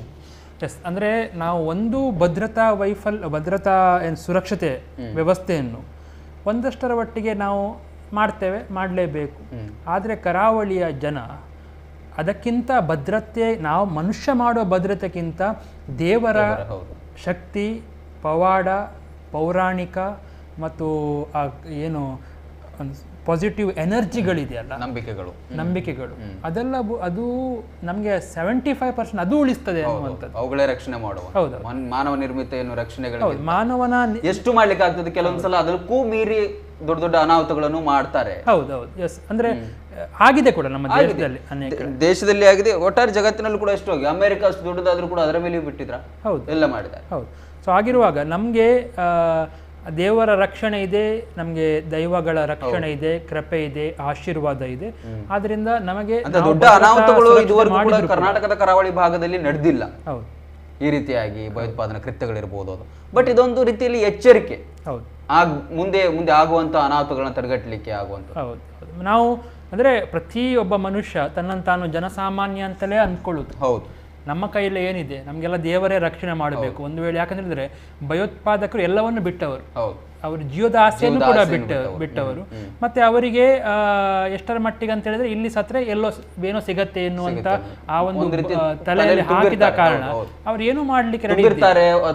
ಕುಟುಂಬ ಹೀಗೆ ಇರ್ತದೆ, ನಮ್ಗೆ ಹಣ ಬರ್ತದೆ, ಅದು ಆಗ್ತದೆ ಅಂತ ಹೇಳಿ ಅದೆಲ್ಲವೂ ಅವರಿಗೆ ಸಿಗುವುದರಿಂದ ತಾನು ಸತ್ತರೂ ತನಗೆ ಹಣ ಇದೆ, ತಾನು ಏನಾದ್ರೂ ಉಳಿದ್ರೂ ತನಗೆ ಹಣ ಇದೆ, ತಾನು ಏನು ಕೃತ್ಯ ಮಾಡಿದ್ರು ಇದೆ ಅಂತ ಹೇಳುವಾಗ, ತನಗೆ ಯಾರೋ ಫಂಡ್ ಮಾಡ್ತಾರೆ ಅಂತ ಹೇಳುವಾಗ ಆತ ಎಲ್ಲವನ್ನು ಬಿಟ್ಟು ಮಾಡ್ತಾನೆ. ಆದರೆ ಅದರಿಂದ ಕರೆಕ್ಟ್, ವಾಸ್ತವ ಭಟ್ ಅವರು ಹೇಳಿದ್ ಕರೆಕ್ಟ್. ನಮಗೆ ದೇವರ ರಕ್ಷಣೆ, ದೇವರ ಆಶೀರ್ವಾದ, ದೇವರ ಕೃಪೆ ಎಲ್ಲಕ್ಕಿಂತ ಮಿಗಿಲು. ಅದರಿಂದ ಏನು ಆಗುವುದಿಲ್ಲ ಅಂತೇಳಿ ಬಹುಶಃ ಇನ್ನೊಬ್ಬರ ಕರೆ ನಾವು ಸ್ವೀಕರಿಸುವಂಥ ಪ್ರಯತ್ನ ಮಾಡ್ತೇವೆ, ಒಂದು ವೇಳೆ ಆಗದಿದ್ರೆ. ಓಕೆ, ಎಸ್, ಇದು ಇವತ್ತಿನ 4 ಪ್ರಮುಖವಾಗಿರುವಂಥ ಸುದ್ದಿಗಳು ಅಂತೇಳಿ ನಾವು ಅಂದ್ಕೊಂಡಿದ್ದೇವೆ. ವಿಶ್ವ ಹಿಂದೂ ಪರಿಷತ್ನವರು ನಡೆಸಿದಂಥ ಪ್ರತಿಭಟನೆ ಮತಾಂತರದ ವಿಚಾರದಲ್ಲಿ ಕುರಿತಾಗಿದ್ದು, ಲವ್ ಜಿಹಾದ್ ಆಗಿರ್ಬೋದು, ಮತಾಂತರ ಆಗಿರ್ಬೋದು, ಭಯೋತ್ಪಾದನೆಯ ಕೃತ್ಯಗಳು ಕರಾವಳಿ ಭಾಗದಲ್ಲಿ ಹೆಚ್ಚುತ್ತಾ ಇದೆ. ಹಾಗಾಗಿ ಅವುಗಳ ಬಗ್ಗೆ ಜಾಗೃತ ಆಗಿರಬೇಕು ಅನ್ನೋದೊಂದು ವಿಶ್ವ ಹಿಂದೂ ಪರಿಷತ್ನವರು ಮಾಡಿರುವಂಥದ್ದು. ಇನ್ನು ಎರಡನೆಯ ಸುದ್ದಿಯನ್ನು ನಾವು ಚರ್ಚೆ ಮಾಡಿದ್ವಿ. ಮುಖ್ಯವಾಗಿ ಯಾವುದೇ ಒಂದು ಶಿಕ್ಷಣ ಸಂಸ್ಥೆಗಳಲ್ಲಿ ಅಥವಾ ವಿದ್ಯಾರ್ಥಿಗಳಲ್ಲಿ ಆಗಿರ್ಬೋದು, ಧಾರ್ಮಿಕ ವಿಚಾರಗಳು, ರಾಜಕೀಯ ವಿಚಾರಗಳನ್ನ ತಮಾಷೆಗೂ ಕೂಡ ಹೇಳಬೇಡಿ.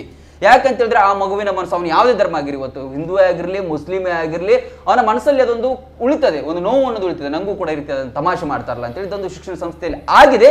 ಯಾವುದಕ್ಕೂ ಕೂಡ ಧಾರ್ಮಿಕ ವಿಚಾರಗಳನ್ನ ಪ್ರಾಧ್ಯಾಪಕರಾಗಿ ವಿದ್ಯಾರ್ಥಿಗಳ ಮುಂದೆ ಹೇಳಲಿಕ್ಕೆ ಹೋಗಬೇಡಿ. ನಿಮ್ಮ ಮನೆಯ ವಿಷಯ, ನಿಮ್ಮ ವೈಯಕ್ತಿಕ ವಿಷಯ ನಿಮ್ಮಲ್ಲಿ ಇರಲಿ ಎನ್ನುವ ವಿಚಾರ. ಇನ್ನು ಮತಾಂತರದ ವಿಚಾರವಾಗಿ, ಹೌದು, ಒಂದು ಯುವತಿ ಕೆಲಸಕ್ಕೆ ಸೇರಿದಾಗ ಅವಳಿಗೆ ಬಲವಂತವಾಗಿ ಪ್ರಾರ್ಥನೆ, ಮುಸ್ಲಿಮರ ಪ್ರಾರ್ಥನೆ ಮಾಡಬೇಕು ಎನ್ನುವಂಥದ್ದು ಆಮಿಷ ಒಡ್ಡಿದ್ರು, ಮತ್ತೆ ಪರೋಕ್ಷವಾಗಿ ಇಸ್ಲಾಂ ಧರ್ಮಕ್ಕೆ ಮತಾಂತರ ಆಗಬೇಕು ಅಂತ ಹೇಳಿದ್ರು ಎನ್ನುವಂಥ ಒಂದು ಮಾಹಿತಿ. ಆ ವಿಚಾರದಲ್ಲಿ ಯಾರೇ ಲಾಭ ತೆಗೆದುಕೊಳ್ಬಹುದು, ರಾಜಕೀಯದವರು, ಸಂಘಟನೆಯವರು ಏನೇ ಮಾಡಿದ್ರು ಕೂಡ ನಮ್ಮಲ್ಲಿ ನಾವು ಜಾಗೃತ ಆಗಿರ್ಬೇಕು. ಎಲ್ಲರೂ ಎಲ್ಲವನ್ನು ಕೂಡ ತಡಿಲಿಕ್ಕೆ ಆಗೋದಿಲ್ಲ.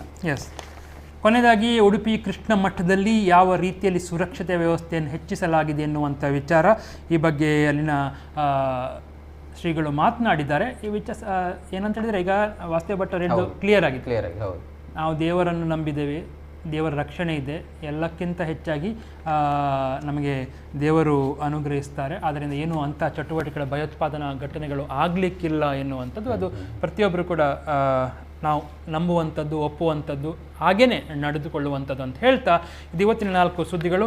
ನಾಳೆ ಜನಧ್ವನಿ ನೇರ ಪ್ರಸಾರದಲ್ಲಿ ಮತ್ತೆ ಭೇಟಿಯಾಗೋಣ. ಅಲ್ಲಿವರೆಗೆ ನಮಸ್ಕಾರ, ಶುಭರಾತ್ರಿ.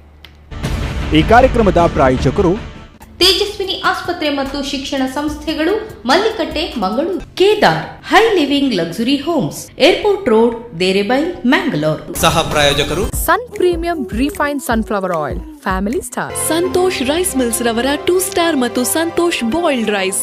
ಸತ್ಯನಾಥ್ ಸ್ಟೋರ್ಸ್ ಬಟ್ಟೆ ಮಳಿಗೆ, ಕರ್ನಾಟಕದ ಸ್ವಾದಕ್ಕೆ ವಿಶೇಷವಾಗಿ ಸಂಸ್ಕರಿಸಿದ KT ಸ್ಪೆಷಲ್ ಚಹಾ.